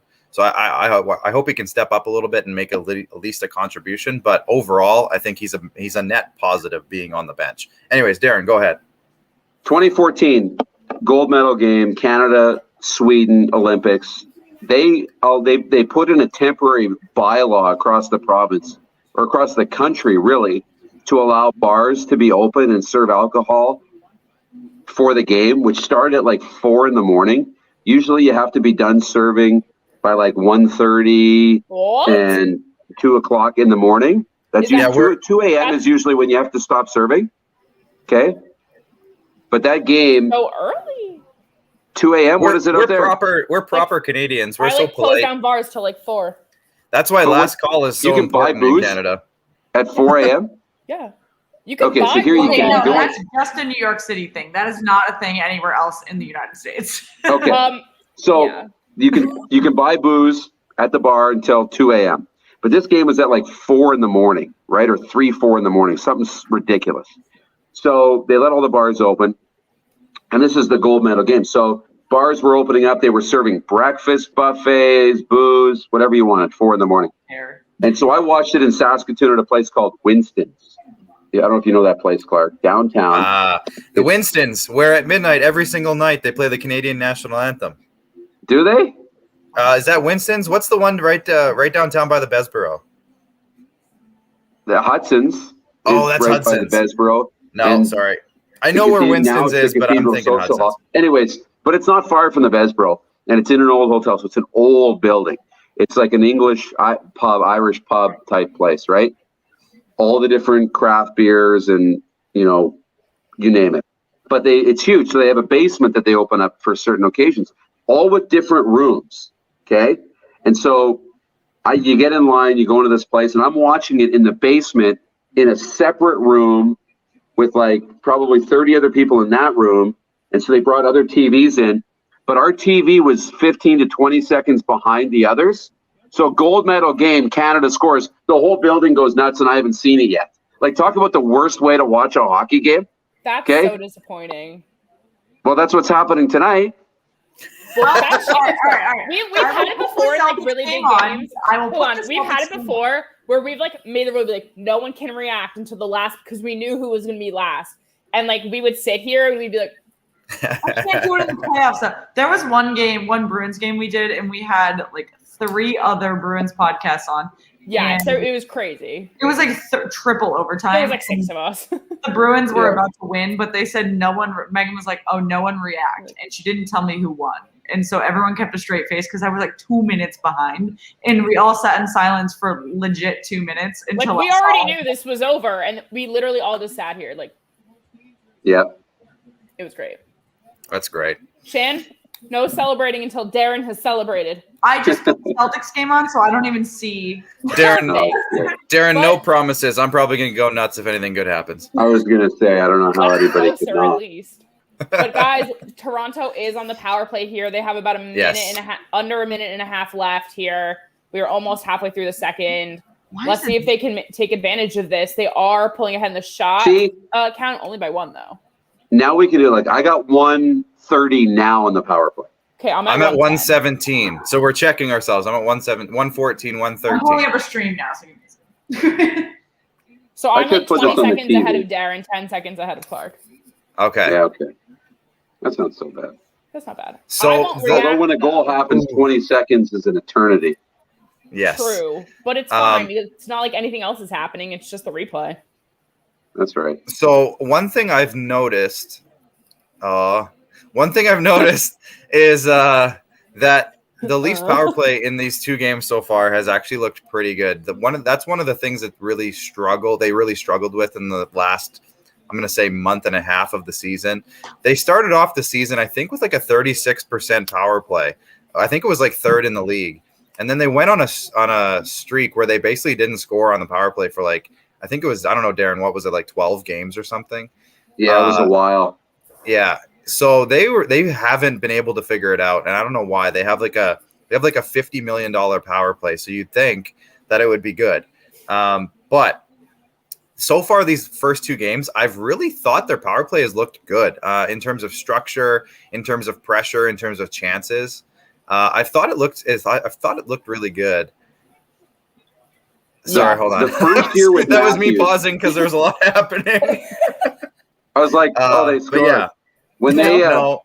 But when they Matthews, like his first game, Tavares with all those guys, when that group got together for the first time, they scored like every night on the power play. Like every night. And as a Leafs fan, your thought was, man, if this power play isn't hovering around 50%, they're going to be like, that would be a disappointment. But like, that's just unrealistic for anybody. Right. And are you talking about, Darren, like a couple years ago when Tavares first got there? Because when Tavares first got there, I think they were at 45% for like 2 straight months. And then same thing happened. They kind of slowed down and it ended up around 25 or something, which is still solid. And it happened this year too. They got off to a really hot start. And then it just kind of fell apart, and they couldn't get any pressure. They couldn't get any sustained zone time. That's right. Nothing was working. Nothing would work. And they changed their personnel. They would swap defensemen in and out. They would swap forwards in and out. They loaded it up at one point. They split them up at one point. Nothing has worked. And I just don't quite get why the hockey gods hate us so much that they won't allow us to score a power play goal. Yeah, I mean, you guys have the opportunities here. You are on another power play here, so I totally missed what the second penalty was. It was like a fight that didn't even end up being a fight, but okay, they're on. Well, I'm okay with that. Slashing. Was it? Yeah, no, it's slashing. I'm okay with that. Well, then I missed that. I don't know. But I feel like there's a lot of things going right now, which I said earlier, that like there's been like 1,000 power plays so far in the playoffs. but like no one's really been able to take advantage of them overly well. But it's one of those things where is the power play weak or is the power play kill just in overdrive? Because it's like it's hard to discount a team that's actually playing well when the problem is the other team is just on fire, you know? Underwater. Right. Celtics are putting me to sleep too. You have me turn the other game off, and this game's boring as shit, man. Anyway, back to hockey. Back to hockey. You can continue with your power play on power play. Who's Buddha? This is Buddha. Oh, well, then you're going to like my next beverage of choice. Is it Dogfish? No. So this is called... Dogfish Head just came out with a brand of pickles. This is called Little Buddha Cocktail Company. Like to try that because wait, Shan, is that the one we saw in the... Is that one of your commercials? Yes. Is there a commercial for this? This is... I don't know. When we were on your show, we were watching the commercials and we were like talking on the side before we like went live with you guys. I freaked out because of him. And we were like, these commercials are so weird. Like we've never seen any of them. And then we saw them. We were like, oh my God. So this is from former New York Rangers Stanley Cup champion Nick Kyprios. Him and his wife started this company, and everything in it is organic, and it's freaking delicious, you guys. So I'm not even ashamed that it looks the way it looks because I love this stuff, and I will swear by it. You guys, your beers are also a lot weaker, is what we discovered. Our beers are weaker. Your ABV is lower. This one's 5. That's low. That's minimum. Yeah. Like I have different experiences. I lived in California for a year. I can't remember if I told you guys that or not. So this is like almost a 6. I lived in California, and the frat beers that I was in California, Monterey Peninsula, California. Okay, that's nice. Yeah, it was a great area. I was just in LA for half a year. Right by Pebble Beach Golf Course, Darren. You'll appreciate that. So I remember like the frat boy beers that I was drinking at that time was like 3.5. So like Natty Lights. I'm saying frat boy, like the cheap stuff. That's called piss water. Right. So but see, here's the thing. Our piss water is stronger than your piss water. So there you go. There we have you beat. But our craft beer is stronger than yours. See, I don't think so. This is our just seltzers. How much is your seltzer? You said 5? This is 4. Depends. Like some of them are 7, some of them are 6. I have like a lot of our craft beers. Like 9. A lot of our craft beers are like 7 to 9 most of the time. This one's just 5. Oh, guys, it's tussle time. Are we getting a power play here? Give us more power plays. I'm fine with that. We'll see who actually gets it, though. Cheers to Buddha. Yes. In more than one way. Snuzzling on the couch back there. All Buddhists. I actually have like several Buddha statues on the bookshelf behind me too, just because my wife is the way that she is. But we have lots of Buddha statues. She's not watching. No, she's great. She owns a store. She sells Buddha, like a lot of things at her store. That's kind of the store she works at. So it's great. I very much appreciate that. I'll be back. Yes, okay. You will. Darren, come on. Disappointed. Anyways, this is delicious. It's called grilled pineapple and rosemary, and it, like, my goodness, that's so interesting. I never would have put that together. I know. And like, typically, I'd be like, that sounds weird, and I'm not a big pineapple guy either, but I can't get enough of this stuff. JB says our natty is 4.2. 4.2. Jeez, maybe I was drinking really bad natty light. I was gonna say you were just like not drinking the right shit, guys. I'm gonna take this commercial break. Even Buddha just walked away for a minute. See you, Buddha. Our friends will be back with drinks in a second. But take this opportunity to say, if you have not already, please like this video, subscribe to our channel. Shannon and I are trying to hit 500 by the end of the first round. Where are you pointing at? I don't know where any of the like buttons are, so I'm just pointing to all of them. Because I know you guys are on several different apps. 3 different platforms. It's fine. So there's a like button down there. There's a like button over there. There's one over there. All of it. Great. All the places. Guys, honestly, every single like, subscribe means so much to Shannon and I. We literally talk about this every morning, how grateful we are. So please keep up the momentum. We are super excited. Jono, I know I didn't actually say hi to you yet, but yes, John, he's our boy from the Rod Peters. He's from Winnipeg. He's a big Jets fan. Yes, love to see it. Shan is back, and what are we drinking now, Shan? More cacti? Shan's muted. She's muted. I brought Buddha a treat, and he's like a freaking dinosaur. I have another cacti. This is the lime one. I haven't tried this one. Oh, the lime one's good. What is cacti? Please tell. It's a spiked seltzer. It's Travis Scott's brand.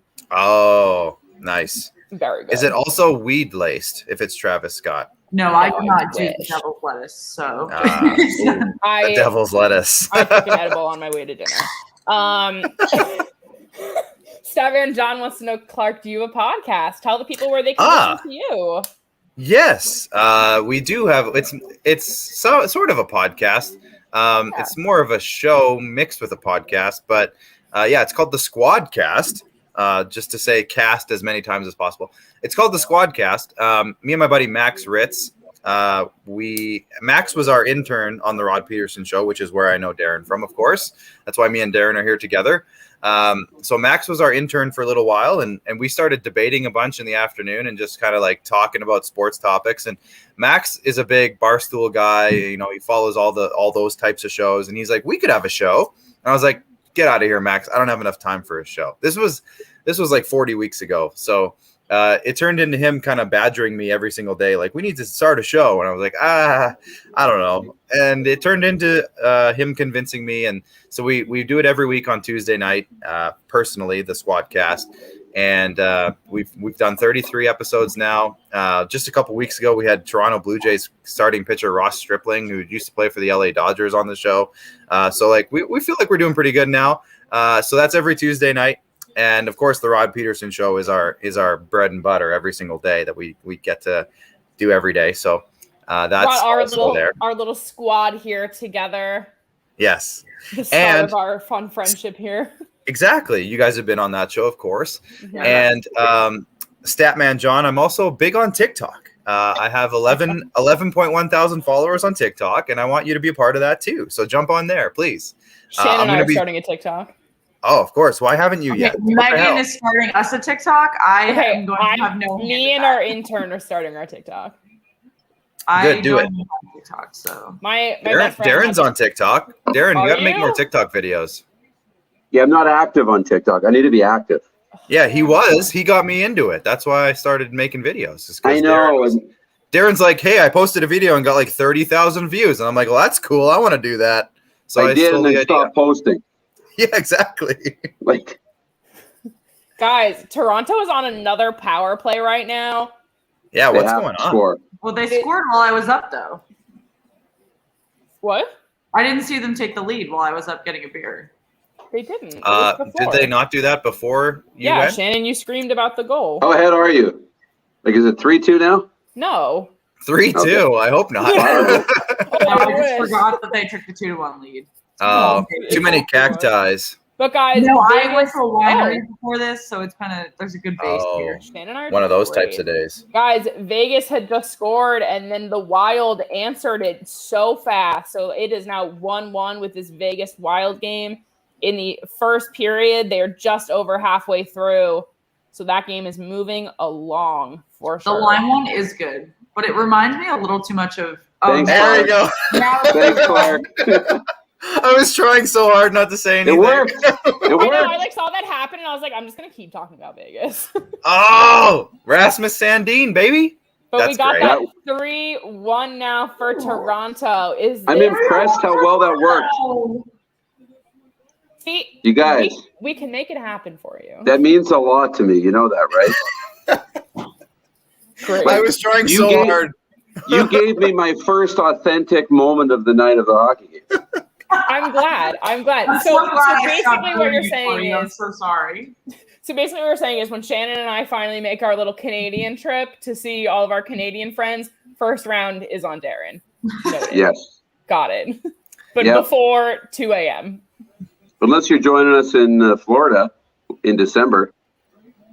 Maybe Florida.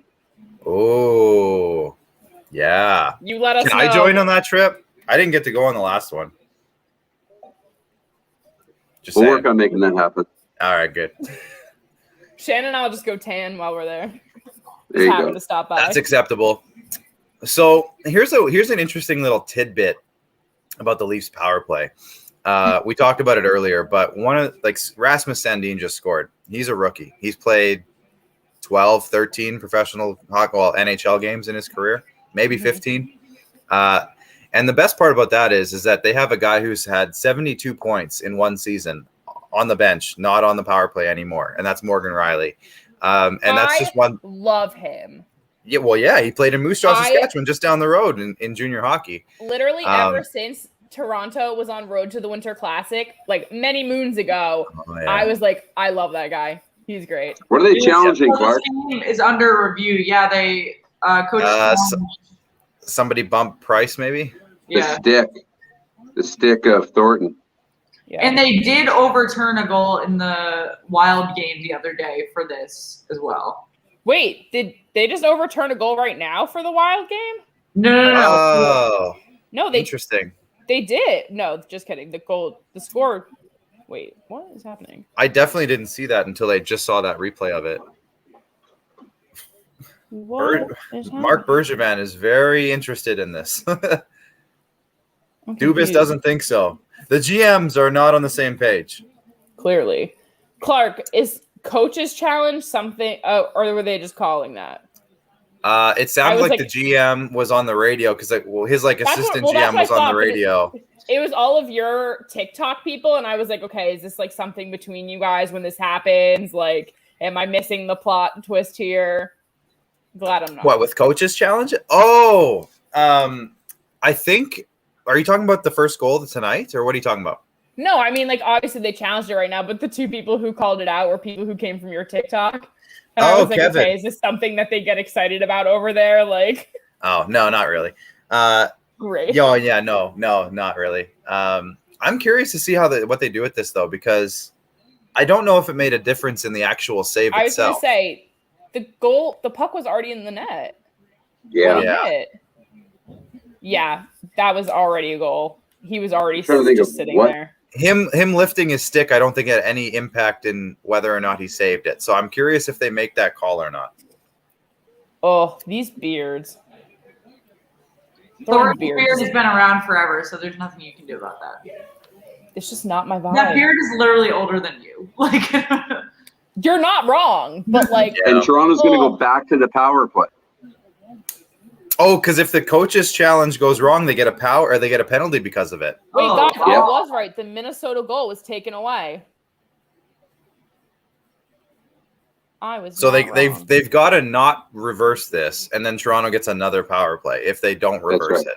So they go up 4-1. I am just. But again, I will say, calling it quits. I will say it is interesting that Sandin got this goal, and just kind of reiterate the fact that Morgan Riley's not on the first power play unit, and he has had 72 points in a season in the past, and it's just like. So one of the issues with that is that they were criticizing that he never shoots, and basically teams were just sitting back in the slot because they didn't have to defend Morgan Riley because he never shoots. So they would just let him pass it off to Marner, pass it off to Matthews, but then you know what's going to happen. So there was no threat of a shot from the point. So they took him off. Sandin clearly can shoot, and so far, hopefully, it turns out pretty good. We'll see. This is a long challenge.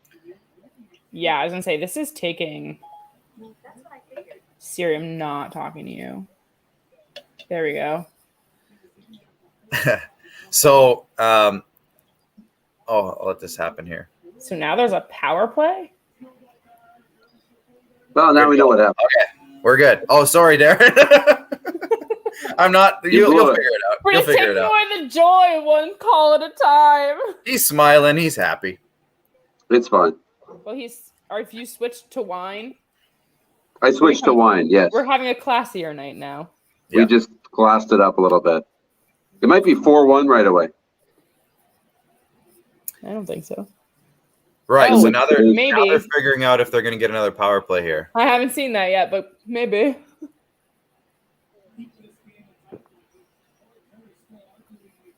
I have switched to water. You know, my favorite part about this current sequence is that I thought only captains were supposed to talk to the refs, but Joe Thornton and Corey Perry are over there. Neither of them are a captain. That's different a lot during the playoffs. I've noticed like a lot of guys kind of just doing that, which is definitely unexpected and kind of just obviously. But they're like, they're like, listen. What's supposed to happen? They're like, listen, ref, we're both older than you. Let us talk to you. Let's have a talk, man to man. Come on. Yeah.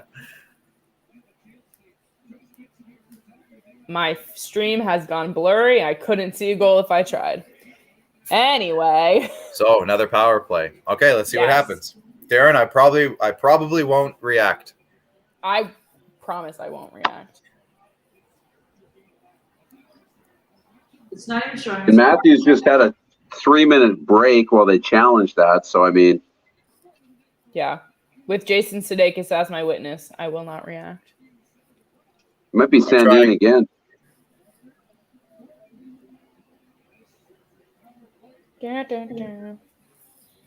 Let's see.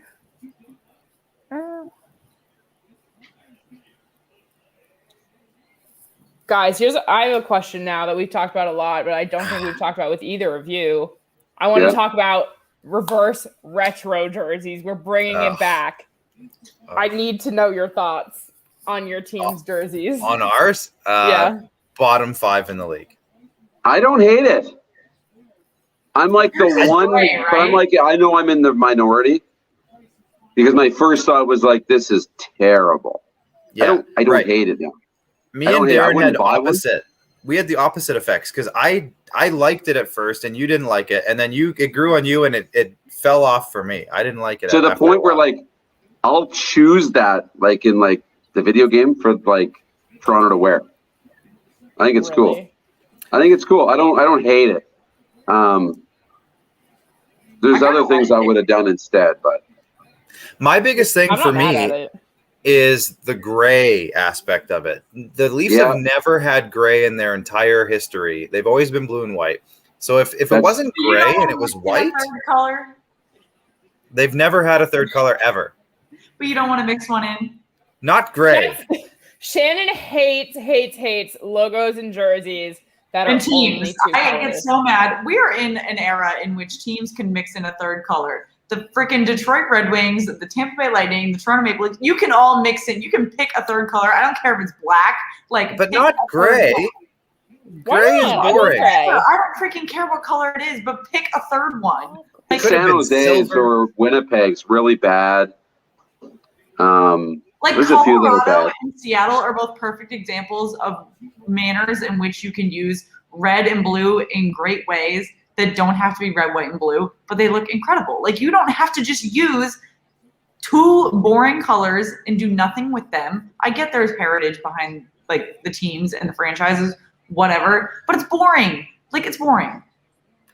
Right. Yeah, it's hard. I just wish they would have gone white, or like even back in like the early 2000s, they had some silver mixed in. If they would have gone shiny silver or something, maybe. But like the Vegas style of gold, but in silver.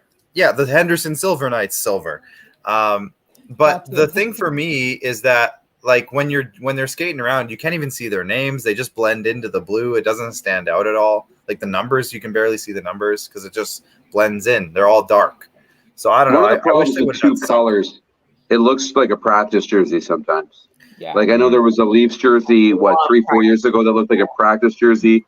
Detroit was the same, right? Detroit's retro is awful. Horrendous. Awful. Yeah. And Dallas really missed the mark too. I feel like they could have done a lot better.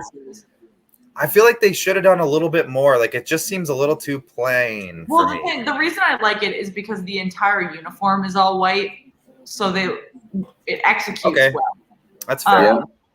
But I don't like Philadelphia's either. Like they added a stripe and called it retro. Like that's Philly was one that barely did anything, and the other one, another team basically just used a jersey they've already used and just slapped reverse retro on it. And I was like, really? Like Philly was one of them, but I can't think of the other team that basically just Boston. Yeah. So these are the teams that waited to the last day to submit what they wanted, and they were just like, fuck it. Minnesota, really good. New Jersey, really good. There's a few that are really good. Yeah. But yeah, for the most part, it's kind of Washington's really good. I have the Rangers one. Yeah. You have it or you like it? I have it. Do you like it? Yeah. See, I don't. Like, as someone from New York, having like this Statue of Liberty vibe, it feels like home. Like it feels right to me. But like I could see other people being like, that's stupid. I like the Statue of Liberty in general, like their old Statue of Liberty jerseys, but to me they missed the mark. It's too navy. They needed to make it more flashy Statue of Liberty. There should have been some stripes on there. There should have been some things on there, but it was just all blue with the thing on the front. And I'm like, with the Flyers, just add a stripe. Yeah, just add a stripe. You're completely right with the Islanders missing the mark, not using. That's what it was. Yeah, that's the other one. It was the Islanders who missed it. Yeah, definitely. Carlo's mad. He replied to the tweet. Carlo Coliacovo? No. That would have been cool. Carlo Palazzo? Some dude. To the tweet, right? Vegas Golden. He's mad. He's like, it's no longer true. Stupid Matthews. Dumb bitch. Before you got in here, Clark, somebody commented that Marc-Andre Fleury's got more points than Austin Matthews and Mitch Marner combined. So I tweeted out, I'm like, well, actually, Marc-Andre Fleury has more playoff points than Austin Matthews, Mitch Marner, Connor McDavid, and Leon Draisaitl combined, right? And then Austin Matthews. And then of course he had to score. Well, I'm okay with that. I'm okay that tweet is no longer. Back. I'm over it. Yeah. Kyle says the Leafs have a third color, green, from the St. Patrick's Day jerseys. The St. Pat's. So one thing I was hoping they would have done with their reverse was, like, they picked an era, and the hard part about the era that they picked to jazz up is that it was like the worst era ever. Darren, you'll remember this. We talked to Rick Vive, who's one of the best Leafs of all time. But he played for the Leafs when they had the jerseys that are essentially the ones they used for the reverse retros, but they had white sleeves, not the same logo, and it was they weren't great jerseys. But we had them on the Rod Peterson show. Darren was on. I think you were there that day. I'm pretty sure, Darren. And Rick basically said, like, I hated those jerseys. Why would they bring them back? And from then on, I was like, you know what? If he doesn't like them, I don't like them. Rick Vive, number 20 of the Maple Leafs of all time. Number 20. Oh, is that your ranking or the official all-time ranking? Well, that was the teams when they did their 100. Yeah. Rick Vive was the 20th best Leaf of all time. And I'm sure a few current Leafs have snuck past him since then. Yeah, potentially. They're obviously not going to be on the list, but. So I got in trouble the other day, but nothing I said or nothing anybody that I work with said. But there was an article that came out that said Austin Matthews is currently the best goal scorer of this generation. And a couple people sent me the article and said, "Oh my God, I can't believe this." And I was like, "Well, tell me why he's not." And I was like, he just won the Rocket. He's had 40 goals every year he's played. He's pretty good. But I mean, yes, he's good, but I wouldn't definitively say he is the goal scorer of the generation. That's like a bold statement. But you have to remember that his generation is not the same as Ovechkin or Patrick Kane or any of those guys. His generation is probably starting at whoever's 26 and younger, I would say, is that generation. Yeah, so it's Connor McDavid, David Pastrnak, Austin Matthews, all of those guys. Right. So I know he has a long way to go, but I mean, he's definitely put himself in the conversation. That was my response. It's not a definitive. No. It's our generation, Shannon. It's ours. Yeah. No one can claim that from us. We'll keep it. It's fine. But who's to say? Guys, we have just over a minute left in this second period. Toronto is leading by 3. Montreal, or not by 3, is leading with 3-1. I was like, Shannon, come on. I turned the Celtics game on, man. Regrets and mistakes. Memories made. I cannot start saying pop punk again. But anyway, like I said, just over a minute left. Toronto is winning 3-1. Shots have gone up. Toronto has almost double the shots the Canadiens have right now. Toronto's at 29. Canadiens are at 15. They have definitely slowed down in this period. They have only had 6 shots this period because they ended the first period with 9. So that is definitely interesting to see. No surprise there, especially considering Toronto has had what feels like an endless stream of power plays, giving them big opportunities. Is this something they can sustain? Yeah.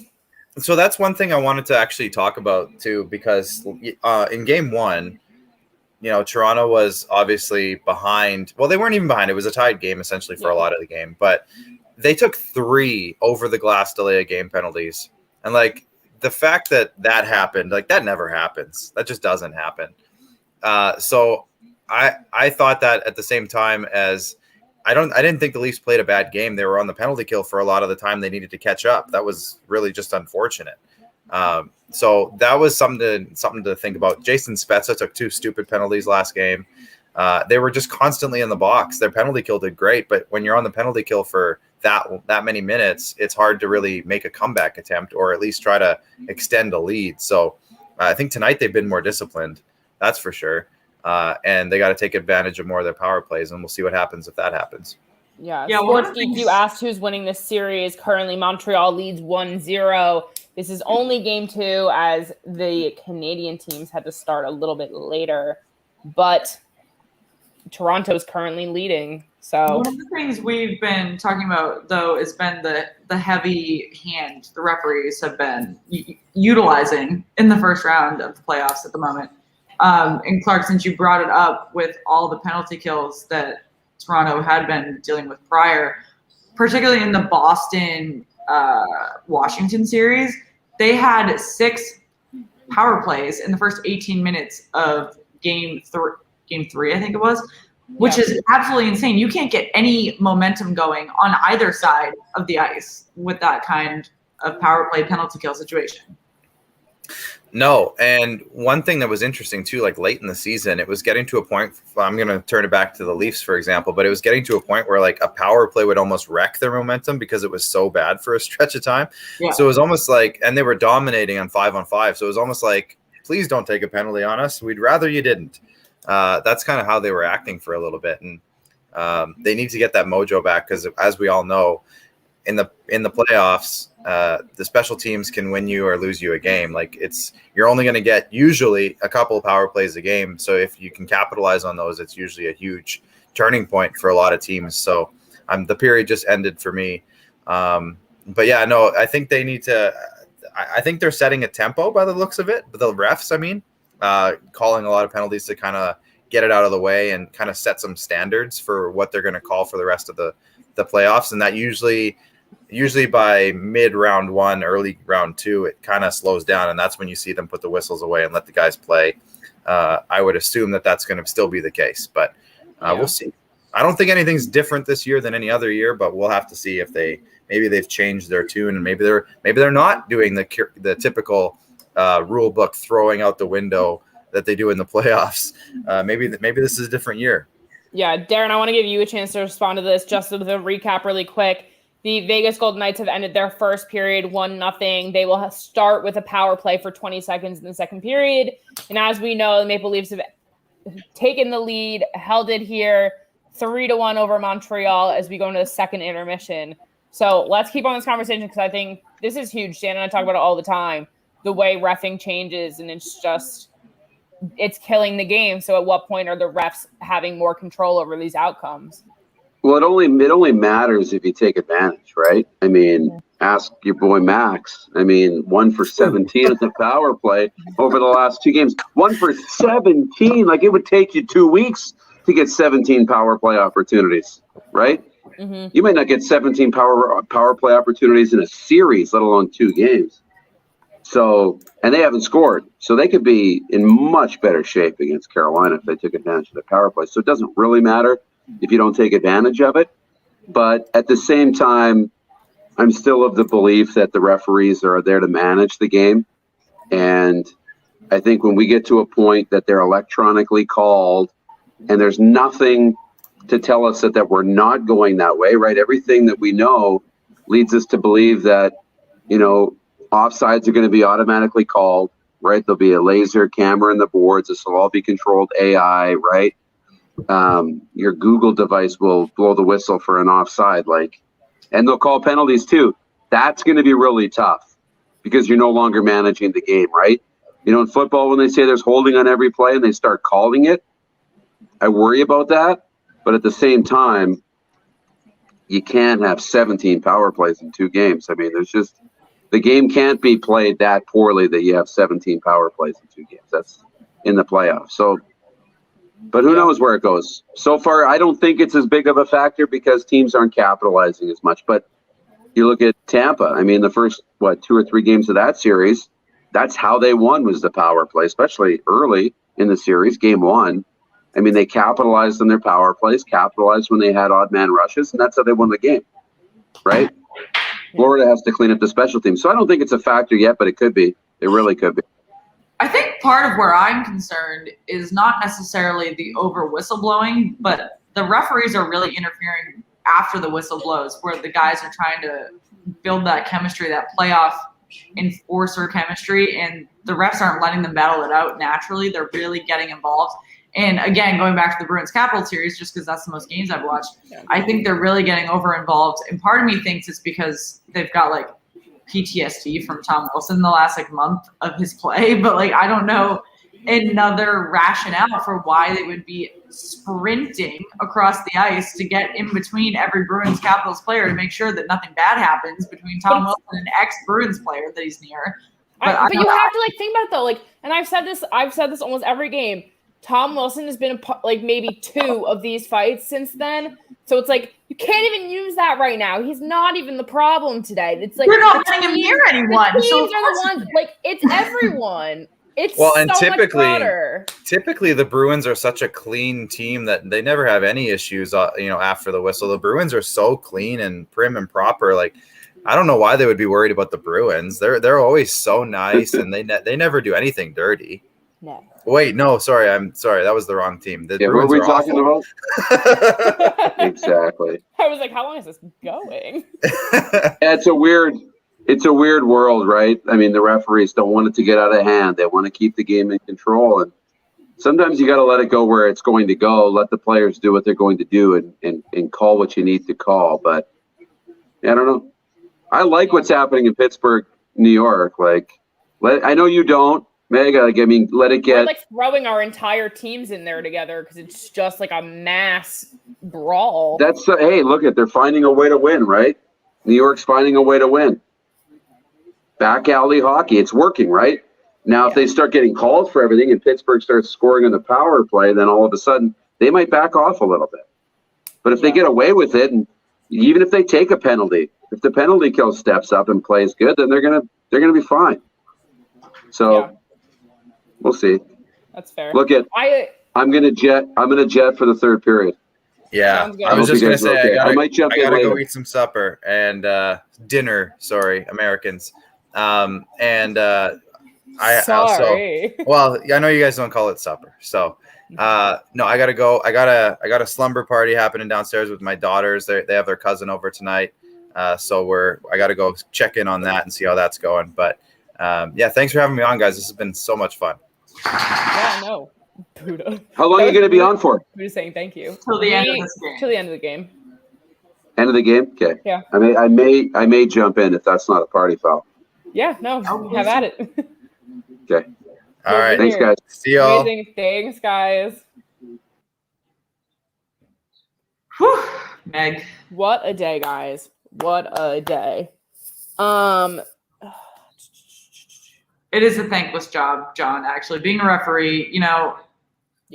I don't wish that on anyone. Actually, one of my good family friends, he chooses to referee hockey for high school and Division 2 and 3 college in Massachusetts because he loves hockey, but he can't play it anymore.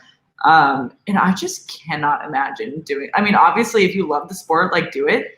But I can't imagine. Yeah, for sure. John says I should get a jersey that's half Vegas, half Penguins for Fleury. I've thought about it, but Shannon, what a great time! Patrick Sharp is on the television. We both keep trying to put this away. Show me the money. Show me the boy with the sharp jaw. guys, we just want to say thank you to everyone who's been on here. We've seen so many new names as we went through that conversation. We hope you guys enjoyed getting to hear our what are you doing? I'm waiting for Patrick Sharp. What an idiot. You're Show me. Show me the boy. But anyway, like I was saying, you guys, I hope you enjoyed that conversation with Jared and Clark. They have a world of knowledge, and we love getting to chat with them. Super good friends of the show that they work for, the Rod Peterson show. Didn't get to say hi to everyone, but this is our hello. Everyone who's new, thank you for joining us. I hope you have been able to subscribe to our channel. I hope you're enjoying your time here. If you're new, let us know in the comments. We want to say hey. We want to know what team you support, where you're from, so we can have a chat. That's the goal here for me and Shan. We'd love to have conversations. Yeah, hit us up with your questions, comments, concerns. Yeah, all the above. We are both pretty pooped, so we are going to jet right as actually my computer is at 15% and I can't get the charger to work, so we are going to have to jet as soon as that stops working. What are we doing? My computer is at 15% and I can't get the charger to work, so are we going to be out of here soon? When we get to 1%, the stream is going to wrap on up. We're maybe not getting through this game. I don't really know. Yeah, Jenna, actually, she doesn't have I know you guys know Shannon and I have these mass collections of jerseys now, and they keep growing, but she doesn't have many. Maybe I don't think she's watching right now because I think she's watching the game with her family, but maybe at the end of the semester we'll get her a nice present. Maybe we'll get her a fun jersey or something. John, thank you. You've been so active in our comments. I don't think we've met before, but excited you're here. Money is great for refs. Interesting. I didn't know that. I never know how much they make. Would rather be a 10 of 10 and what? What game are you guys doing tomorrow? That's a really Preds Canes 2:30. Yeah, we're doing the Hurricanes Predators at 2:30.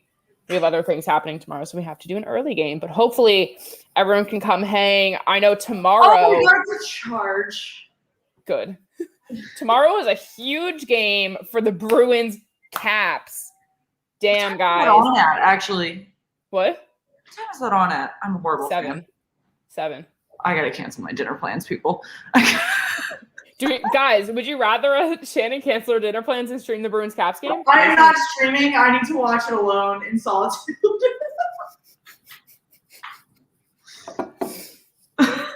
Guess not, guys. I need to be off the grid for 12 hours. Okay.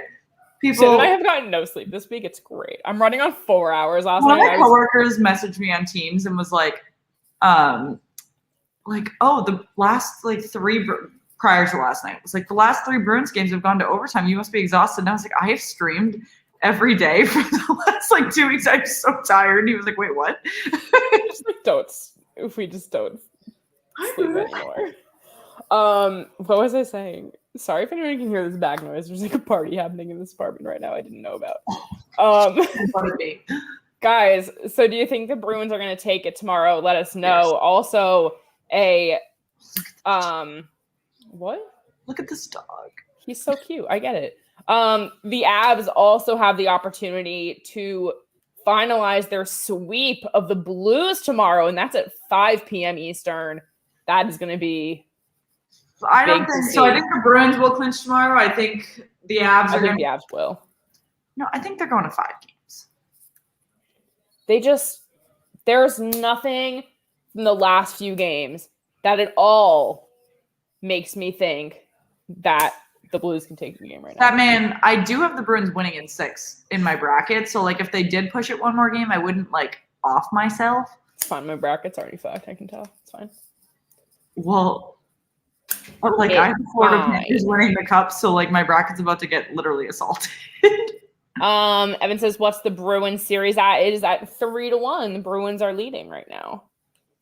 The Caps seem be beating them. Oh yeah, the Caps are definitely beating themselves. They're their own worst problem right now. Hockey hits hard. Oh, hockey hardest hits on what? Scott, tell me where. Also, you're new too. Welcome.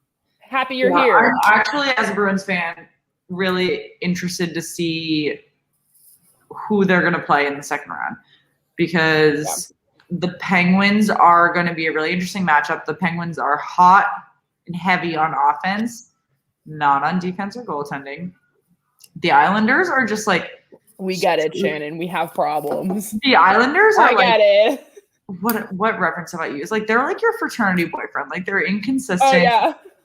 They're unreliable. They're really hot and consistent. They're for there like when an you hour. don't want them, but they're never there when you do want them. Right. Like, I don't trust the Islanders one bit.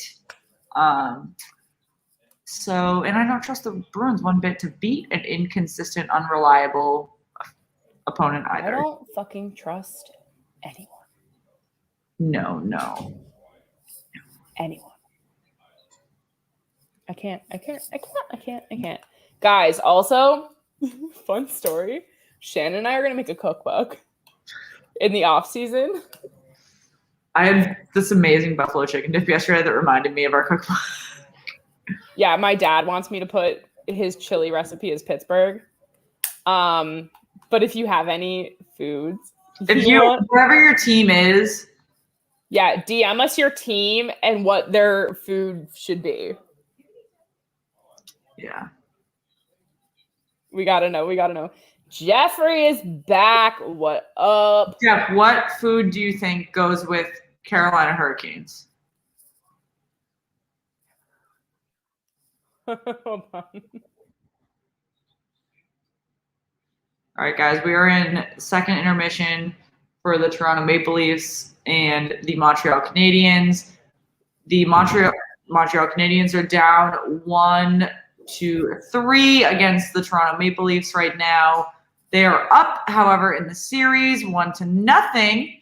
So we are excited to see how that plays out in the third period. If you guys think that the Montreal Canadiens can catch up in this game, let us know. Time on ice is really high tonight for Mitch Marner and Austin Matthews. They have both been on for over 15 minutes already, and this is only after the second period.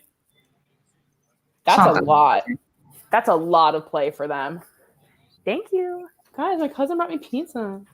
There's more obviously right now. We're going to DC as well. Yeah, the AC in here was too loud earlier, which is why I look like I'm like glistening a little. That might be oil. But I couldn't turn on the AC because it would be too loud. You guys wouldn't be able to hear me. You know when you like drink all day, but you're not drunk anymore, you're just so full of liquid? Yeah. That's where I'm at. Like, I'm not drunk. I'm just, my stomach is so like, distended. Like, I got plastered last night. Went to bed at 1:30. Had to be in New York City by like 9. So I had to leave within the 6 o'clock hour. I got like 4 hours of sleep. Hammered. I've been drunk for like 2 days. I couldn't even drink water this morning. Anyway. Megan has done the Lord's work, everyone. Guys, I'm doing my best. I deserve this. If it's hot, it's never too early to turn on the AC. I know. I made my dad turn on the AC at the beach like 2 weeks ago. I have a workout class at 9 o'clock tomorrow morning. The Blues haven't been swept in a first-round series since 2008-09. That's a great really interesting fact. Because I really don't think they're going to be swept. I think they're going to push it a game. I think the Avs are going to get too confident, think that the game tomorrow is theirs, and get a little casual. And the Blues will just... Bet? No, you just want me to send you a hat. You're not wrong. Oh, yeah, my AC's been on since like March. What? First of all, I get very warm. Second, I live in a swamp. So... Irony. Guys, let us know. Who is scoring first? What is going to be the final score of this game? Give us this input here. You gonna go with it? Come on, y'all. Kitchen. Final score of this game is going to be 5-2. Maybe 4-2. I was thinking just 4-1. No, I think Montreal will probably pull another goal. Guys, who's right? Celtics. Well, Statman, don't I know that Boston has been holding a consistent lead over Brooklyn. I can't wait until the fourth period when they fuck that right up. Jeffrey says 4-2 Leafs. I think that's possible. That's what I said. You said 5-2. I said 5-2 or 4-2. Oh, Either one was safe. If you guys are new with us, make sure that you like the video. Make sure that you subscribe to the channel. We do live streams every single night, excluding last night, for NHL playoff coverage. We love to cover what games you guys want to see. So let us know what games you want to see. Shoot us a DM on Instagram, Twitter, throw it in the comments. Excited to see it. Again, tomorrow, both the Capitals and the Blues are on elimination watch, which is big. Yeah, for sure. James, guys, fun fact I am not trusting that Pasternak is over his slump at the moment. Mm-hmm. He had a goal and an assist. They credited him with a goal that then was given to Marchand. And then he got another goal. But that's the first time he has shown offensive productivity in like a month. Guys, we have dropped the puck. We have started this third period here. And I don't even know where the fuck they are. Looks like Montreal. I mean, it looks like Toronto. Yeah, I'm mixing them up, but I think it's just because we're from America. From America. Sorry, we're the worst. Puck is dropped in Toronto. Current score 3-1. Yeah, Statman John's our biggest cheerleader. We love him. But guys, tomorrow's gonna be a big day.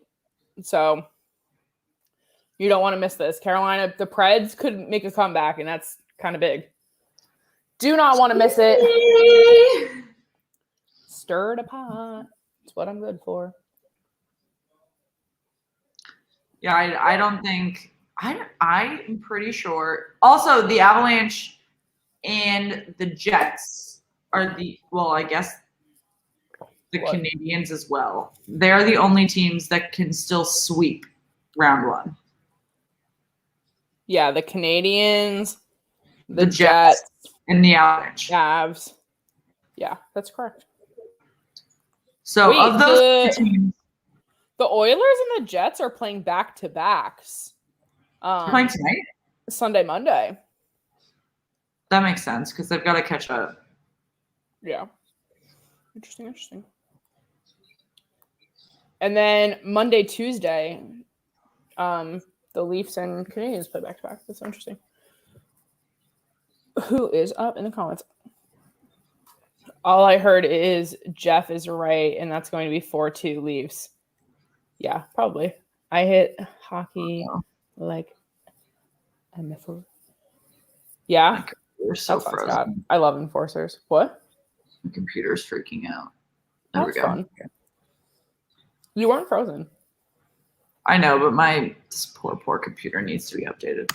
Guys, what a night. What a long weekend. I feel like everyone's kind of a little tired, but we still have 18 minutes of hockey left tonight, guys.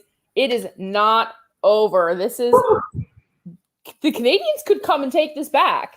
Folks, we could use some more likes in our video. I won't lie to you. We are not near. We got a buttload of likes at the very beginning of this stream, and now we are low on likes. And we hit 60 on Thursday, so I would like to get on the upward trajectory. If you have not yet, please make sure that you like the video. Make sure that if you're new with us, you subscribe. We do live stream every night for the NHL playoffs, so make sure that you do so. Aaron, as long as the game is done by 3, I'll be happy. Aaron, I don't know how the fuck you do this. If I'm not in bed by 10, I'm going to be pissed. I need to go to the gym tomorrow morning at 11. I need to go to the gym at 9. I need to go. Yeah, but you're going to go to bed at 10. I'm going to keep drinking with my friends. I told you, my stomach is so full. I need to go to bed. It's fine, guys. It's fine. Oh, Aaron, you're a trooper. Who else? James Brown, are you still here? Remind me what your team is. Scott, I don't think you've told us. Who do you root for? I want to know. Want to make sure we're covering everyone's teams. Okay, guys, let's take a look at this game. So basically, Toronto's had one shot. Montreal has had one also. We're just under 4 minutes in. This is still anyone's. This is just such a low shooting game. I feel like there's just so much back and forth. But James and Bruins, cool. I watched the Twins to get to 12, then listen to the hockey, so I'm not bored at least. Good. I'm glad we keep it fun. Shannon, shut up. Take that down. Guys, can we get some Penguins love, please? What? We need some more Penguins love. Guys, can we talk about, now that the boys are gone, Joe Thornton's beard? I hate it. That's just like, I wish it was one color. And like, well kept. It's just, I didn't realize Mitch Marner was an assistant captain in Toronto either. Yeah. Oh, I was gonna make a point earlier, but then we started talking about something else. Where am I? It's Saturday. The Leafs' most recent goal, which I believe is, I'm gonna pronounce this wrong, it's like Sandin, was his first ever playoff goal. Oh, congratulations, buddy. Yes, his first NHL playoff goal. So that is super exciting for him. He is only 21, so very young, but this is exciting for him. This is his first year in the league, I think. No, second year. He started last year, which like barely counts because of COVID. Hasn't played that many games too, so this is super exciting to see. So always a fun fact to have, guys. You are correct. The Pens were giving out free goals today to the opposing team. Yeah, it was fun. Loved it. It was a very generous thing that they were offering. We're just so giving. Because Penguins fans, we just want to give.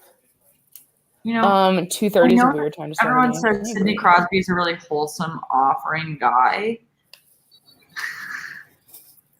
He really showed it today. Really. Everyone was asleep today. What a generous bunch. We really are. We're so generous. And we have a broken stick on the ice.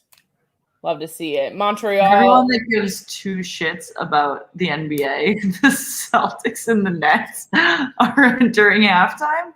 The Celtics are up 52-47.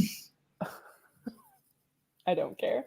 Okay, guys. Canadians have control of the puck right now. Nope. Whoa. Blake Griffin is the thickest man I've ever seen in my life.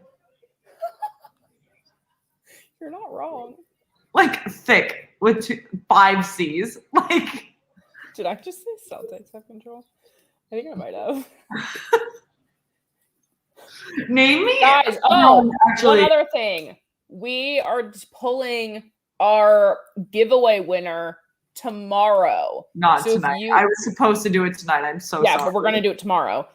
If you have not entered our giveaway for the Minnesota Wild jersey, you must enter that because we are picking the winner tomorrow. Yeah, we're actually 3 likes away from 100. I'd love to hit 100 likes on our first week. What? We're 3 likes away from 100 on this tweet. It would be the first. Oh, I thought you meant like on this video. I was like, I don't think that's true. No. So I would love to hit 100 likes on a tweet. We haven't done that yet. Really? That's shocking. We have 4 All-Stars and we're still trailing. Yeah, guys, that's the thing. I keep saying this. You can't win just off of a few good players. You can't just have star players. You have to have the cohesiveness and like the synchronization in the team.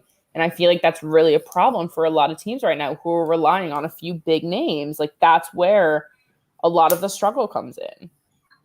But that's just one lady's opinion. What's up? What else is happening this weekend?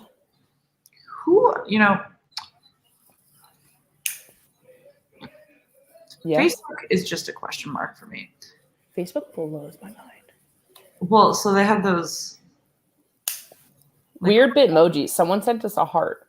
They didn't like it. Someone sent that. Someone clicked the care button. That's what I wanted to know. Is that what that is? Yeah. There's a heart and a care. Someone cares about us. As I care about this game. No? I have no idea who it is. Guys, if you Thought it might have been my mother. That's funny. I thought it might have been my mother. But it's not. Granted, Campbell, half of the likes are Jack my Campbell is the family. second U.S.-born goaltender to appear in playoff game for the Maple Leafs. Good for him. He is only allowed 3 goals of 47 shots so far this series. Guys, hit us in the comments with your ideal round 2 matchups. Kevin St. Jean, thank you for joining us late. We are crashing, I won't lie to you. God, we're reaching the point of hungover, but we are still I here. still have this like full ass thing here. Yeah, Gensel did have 6 shots today, but I feel like he's just been so involved in like the aggressiveness and the fighting that it's kind of taking away from his hockey because like he is such a like instrument for us. Like it just is, it could be so much better. I really hope that I also kind of think that if the Penguins get past the Islanders and we end up facing the Bruins in the second round, it's going to be a different style of hockey because I don't think we're necessarily just going to like fight all the time. You agree, Shan? Is that what that thumbs up was? If the Penguins face the Bruins in the second round, it's going to be a dirty, dirty shootout for probably 6 games. Yeah. Was that your prediction? Yeah, Carolina Tampa is going to be so much fun to watch. We are actually covering that tomorrow at 2:30, which we will all be, say it with me, awake for. Yeah, man, I think that's a really critical point that goaltending is going to make or break the series between the Penguins and the Bruins. If Rask is able to hold his own, then it's not going to matter for the Penguins. If Tristan Jarry is making bad mental mistakes, but Tuukka Rask, as good of a goaltender as he is, makes bad mental mistakes as well. Yeah, for sure. Price like losses stick for a while. That was funny. You're so right. This game can literally not go to overtime. I'm not doing it. Right side here, Toronto is on a power play. Let's get another one. Yeah, Shan has already flatlined, to be completely honest. Kevin, like my new location, thank you. I am in my cousin's apartment. This is their future baby's room, who will be born probably within the next month. I'm sorry, Simon, do you think that Buddha has more energy right now than I do? Because that boy is... I think I have the most energy out of all of us. This little boy is... He's grumbling at me. He's like, please don't move me. He is trying to snuzz, and Shannon simply won't let him. Guys, will the Maple Leafs capitalize on this power play? I do not think so. What am I eating? Buddha. That just makes me so happy. He's such a good body. Look at him. I'm dead. Guys, Toronto really is not being as active on this power play as they should. They have only had 2 shots in this entire period, and we are almost 10 minutes in. Well, so they have. If I brought out the treats, everyone would come alive. Like, yeah, if you brought me a cookie, I'd do it. Shan looks like her post-bar hammered, ready to eat fast food and pass out. Meg looks like she's pre-drinking. I'm just so tired. Actually, Kevin, I'm super drunk too. Actually, I'm crossfaded, so that's fun. That is a goal for Toronto, making this 4-1. That is, I want to say, either a second or third power play goal this period. Not too bad to see. Guys, keep us from OT. It was like, Montreal mustn't go anywhere near the puck. When John goes, let's go to double OT, I'd cut my throat. Poor Carey Price, though. I don't want to see Toronto win this series. I want so much more for Carey Price, to be totally honest. As a Bruins fan, I know. He literally just tried to block that with his foot. I'm not supposed to root for either of these teams, but I don't want the Maple Leafs to win this at all. Mylanta. So Toronto is leading 4-1. All 4 of their goals have been scored by different people. That was their second power play goal. Their previous goal was also on power play, which, as we said, was Sandin's first NHL playoff goal. Happy to see there. Morgan Raley and Austin Matthews had the assists on this goal. That's Matthews' second assist. Morgan Riley? Yeah. You said Raley. I mean, isn't it switched? Isn't it REI? Whatever. I'm wrong. Fuck it. I don't even care. And the problem is not that the problem is that we day drank all day and then did a stream. Yeah. We're really good at this. Can you tell? Like tomorrow when we do the 2:00 game, we're going to be wide the fuck awake. And we're going to drink. It'll be fun. But yeah, no, we just keep day drinking and then trying to go live with you guys. Because we didn't want to miss seeing you guys for 2 days in a row. Who the fuck wants that? No, and for everyone that's just hopping in, make sure that you liked the video and make sure that if you're new with us, you subscribe because I am not always this tired. I am typically awake and fun and interesting to talk to. And we do daily live NHL playoff coverage and we love to chat with you all. Except for when I am getting hungover by the second.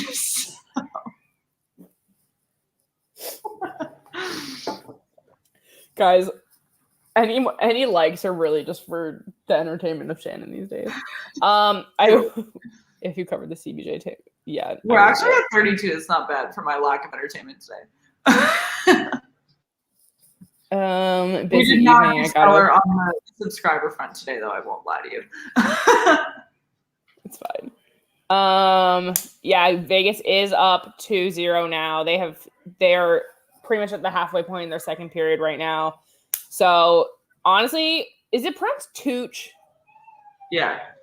Tooch has literally been, I feel like, the most instrumental goal scorer for Vegas this series. If you disagree, let me know. But I really think he has been the reason that Vegas has been able to get to where they are when they're leading 2-1.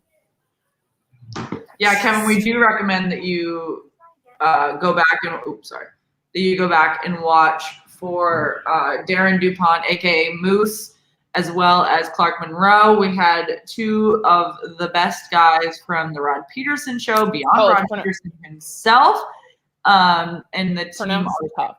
Got it. I didn't know that because I was not familiar with Tuck Yourself into Bed. I was not familiar with him until this season, to be completely honest. So this has been like a very nice surprise for me for him coming and doing all of this. But so thank you. I like when you guys help. Well, obviously we all want to like know our sport the best. So, we're here for it. Tuck yourself into bed. That's so funny.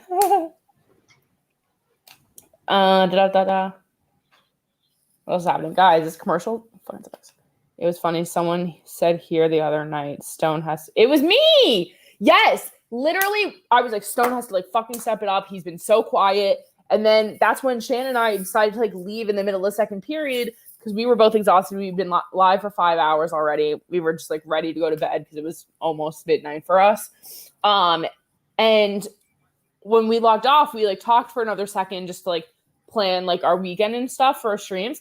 And I was like, watch Vegas win like 6-2, like as soon as we go off. Literally 2 more goals in the second period, like 3 in the third. And I was like, literally, fuck us. Like, this is the worst. But I'm mad I missed it. I'm glad Stone was able to make that happen. Kevin says we're the best, Shan. We are when we're interesting. I'm so sorry. Shannon's not interesting anymore. But anyway, we have under 10 minutes left in this Maple Leafs Canadiens game. Shannon, just think of Patrick Sharp's jawline and we will be A-okay. I'm looking at, let me tell you, the NBA analysts blow, especially since they fired Paul Pierce, who was the only guy that had DILF vibes, and none of these guys do. That's how Shannon and I judge our correspondence. Guys, let us know. We talked about this the other day. I wish we could have asked Darren and Clark how this changes anything for the Canadian coverage, but who do you want to see on the new ESPN coverage of the NHL? I was watching the other day and I was like, it really is funny how like everyone who's there right now who like really doesn't know hockey very well like tries to comment on it. It's kind of just like funny. But Stephen A. Smith did this whole like ironic video that was like, because he does his top 10 things of the week or like top 5 something. And so he did his top 10 like highlights of hockey when they got the deal. And he was like, top 10 things I know about hockey. And he was like, they wear skates. I have to find the link. Hold on. Like it obscene. Alex, that's super interesting. And bring back that old music. That is a must. Yeah, I've heard a lot of people say that they really want the old music brought back. It could happen. Yo, the Wild is on a 4-minute power play right now with only 8 minutes left in the second period. This could be the time for them. They could catch up and close this gap. Who's to say? Not I. What did you just send me? The Stephen A. top 5 things to know. Okay, I'll watch it later. So Stephen A. does top 5 things to know every week. And so he did one about the NHL. And it was like, they're expanding. So his 5th one was like, they're expanding to Seattle. And I was like, well, that's not a bad one. Like a lot of people don't know that. And then he goes like, they wear skates. Like they use a puck. And I'm like, okay. So we like rapidly lose intelligence here. Like losing brain cells through the process. Like, they have like guys, just under 7 minutes left in this game. Toronto definitely slowing down a little bit. They truly have only had 4 shots so far in this period. Definitely not up to where they were. Granted, in the second period, they were just swamped in power play minutes. Montreal is starting to pick up a little bit, maybe a little too little, too late. Let us know your take. Is this game over? Yes. But we will stick it out until the final minutes with you guys. If you have any other questions for me and Shan, we can also, guys, tell us what games you want to see the rest of the week. Because like we have to plan. Where is Jenna tonight? Jenna watches Saturday night. I can't ask her to join this stream on a Saturday. Yeah, it's like a weekend. She does not have to work for us on weekends. At least not a lot. But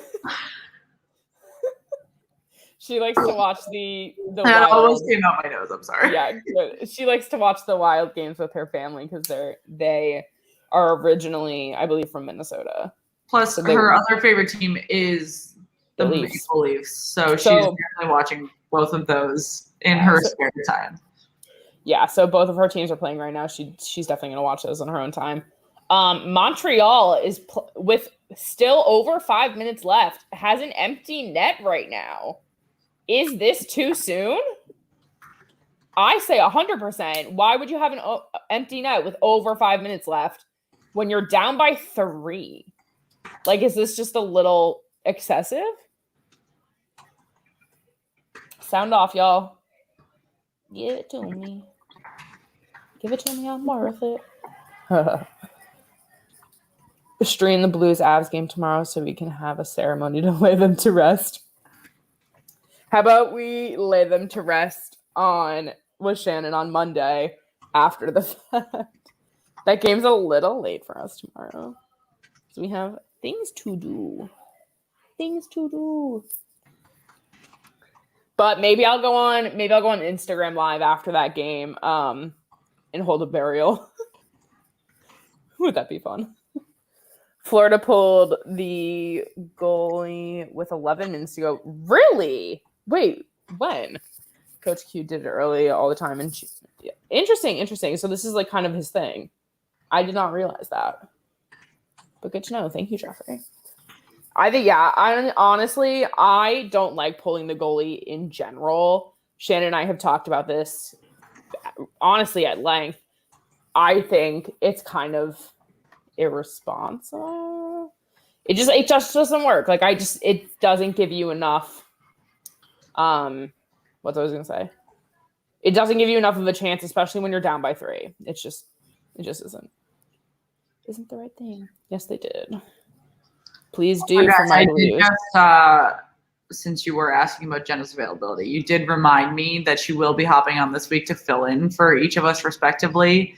While each of us is busy, I'll be busy Memorial Day weekend with family visiting. Megan's busy this week with her trip to New York and figuring out her upcoming. I'm still busy Memorial Day weekend. I have friends in the beach, but I will still be with you guys. I have family in town, so I will do my best, but I don't know how that's going to go. It's fine, guys. We'll be here. Jenna will be hanging with us. We'll have some other friends on. Holiday weekend, I know for sure, but hockey doesn't stop, guys. Guys, we are just... I love this. Over. This is so random, but not random, because you all know I'm watching the Celtics game. But they're playing Brooklyn, and Brooklyn's whole, like, arena brand is the Metro in New York. And so it says like let's go Nets, but it's the and Vegas has scored again. Mark Stone coming he alive. Was well overdue for a goal. He scored 2 goals 2 days ago. Never mind. I didn't know he scored the ones after I went to bed. We just talked about that. I wasn't listening. Get it together. I wasn't listening. Jesus. Guys, tell Shannon to wake the fuck up. I'm multitasking. Mark Stone coming back to life. I think I said it before. He is a key. And guys, holy shit. That was while the Wild was on their power play. That was an unassisted, shorthanded goal. Love to see it. Vegas leads by 3 with just under 5 minutes left in the second period. Oh, love to see it. We are on a commercial break for the Canadiens. Maple Leafs game. Canadiens still have their empty net right now. In the third period, they are trailing 4-1. Kind of rough, but kind of rough. It's as rough as Shannon right now. Okay, first of all, people. Hammer Vegas in Game 5. The series is over. I don't know. I don't think. Yeah, I think if Vegas wins this, it's kind of the momentum is just so much in their court right now. So you think Florida is out of the Tampa Bay series then? Because they're going back 3-1, but they're going home. Right. But that's the thing here. Vegas is winning these 2 games on the road. So they are going home for Game 5. I think it's a big stretch that Florida pushes to 7 games. I think Florida can at least push it 6. Okay, well, I'm talking about Vegas. I don't think the Vegas Minnesota series has been obscene. I am not about to say that Vegas is winning tonight's game in the second period when last night, or 2 nights ago, I'm sorry, we signed off with Minnesota winning comfortably, and Vegas scored 5 goals after I went 5 unanswered goals. Guys, just under 4 minutes left in this game. We are back here. Toronto continues to not really have a lot of shots on goal, which is confusing considering they had so much power. But here, Montreal still has an empty net. They are trying to make the most of these last 3 minutes. Honestly, too little, too late for me, but I guess they are still trying. Yes, I agree. Alex and Kevin are saying Florida's toast. No. Florida is toast too. Shannon is not ready to give up on this. Game 7. Shannon is not ready to give up here. See me at Game 7. Sweet Moses. I don't know. Tell me the Capitals aren't toast, I guess, then, too? I don't care. No, the Capitals aren't toast. You're telling me the Capitals aren't toast, but the Florida Panthers are toast? What's the difference? The Capitals are more of a threat. No, they're not. Yes, they are. They're no. I think the Capitals Fundamentally, are more of a threat than Florida. Fundamentally, the Florida Panthers are a better built hockey team. The Washington Capitals are old. Why is age like your only argument for the Caps? You're like, because they're bad because they're old. They're just old. Because they're a well-built hockey team, except for the fact that they're in a nursing home. Oh my God. Don't worry, guys. Their average age is still under 30. I can't wait until I can use that argument against the Penguins. They're just old. But why are the Panthers not a threat? I mean, to the Lightning, they just haven't proven that they. You said no. You said they're less of a threat than the Capitals. Yeah. Why? In their series?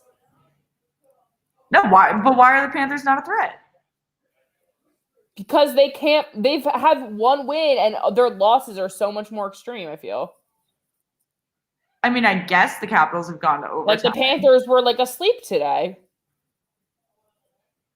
I don't know. So were the Penguins, but Penguins were just generous with their giving today. I've got 2:44 left in the game, which is probably really meaning 2 minutes. Yeah, it's at like 2:20ish. Guys, we are so close to the end of this game. I'm fairly certain there is still an empty net. I'm honestly kind of shocked that Toronto hasn't gotten an empty net goal in these last 3 minutes because they keep getting the puck. They just can't manage to actually reach the goal. AARP Center, says Jeffrey. Washington is much more comparable to Boston than Florida is to Tampa. Thank you. Vegas isn't up on Wild 3-0. It's 2-1 right now. What? That's not true at all. The score is 3-0.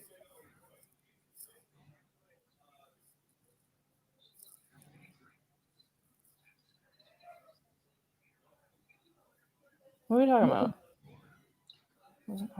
We were arguing about Florida and... No. They're talking about Vegas. Yeah, it's 2-1 in the series right now. Yeah, it's 3-0 in the game. Like the current game.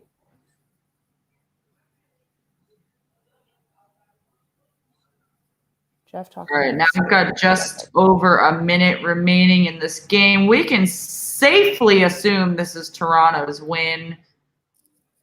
Unless Montreal pulls a Boston, I don't even remember what year it was, 2013, when Not they... a fucking chance. What? But not a fucking chance. Boston, Game 7, 2013 over Toronto when they scored 4 goals in Game 7 to knock out the Maple Leafs. In like a hot second. That won't Could this be the one? We can Yes, that is a empty net goal right there to solidify for Toronto. This most likely going to be a 5-1 win here. I want right final, but I can't because it's not actually final. But I don't know. So my computer's close, so my stream's off. Shannon is already quit, guys. This is fine. But I want to hear you guys' last thoughts about this game as we get to the end of the North Division game for the night. Obviously, there's a lot more hockey happening for the rest of the night, and there is a ton of hockey happening tomorrow. There are 2 games on elimination watch tomorrow. We can have our first Stanley Cup playoff eliminations tomorrow. Both the Washington Capitals and the St. Louis Blues are at risk of being booted from Stanley Cup contention tomorrow. Excited to see if that happens. Excited to say the least. Okay, Carey Price is back in goal now. I guess one empty net goal was enough for them. We are under a minute left now, guys. Toronto leading 5-1, out shooting 34-23. This has been a nice game for Toronto here to make up for their struggle on Thursday. Like we said, we will be streaming at 2:30 tomorrow. Hurricanes Preds. This is going to be a good Central Division matchup. Make sure you're there. We'll have some bevs. We will be awake. It'll be very. They are fighting with 28.6 seconds left. We love that. I'm so sorry, everyone. We will not go to wineries before our next trip. I'm still here, guys. It's fine. Jeffrey, you have an amazing night too. Yes. Lisa loves Tom Wilson. Thank you for joining us. We actually are about to wrap up this incredible game we just watched.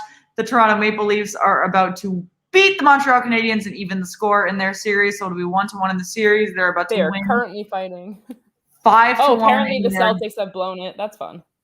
They love to do that. And that is what I'm about to do. I'm going to go walk Buddha, and I'm going to come back, and they're probably going to be down by 20 points. Like, exhausting. Literally exhausting. Oh, my God. Thank you all that have joined us. We We greatly appreciate it. I know there are only a couple of you left struggling through, but if you are on, make sure that you like the video, you subscribe if you're new with us. We love to chat with you all about the NHL playoffs every single night, so we don't want to miss any of you. We are doing the Predators Hurricanes game tomorrow.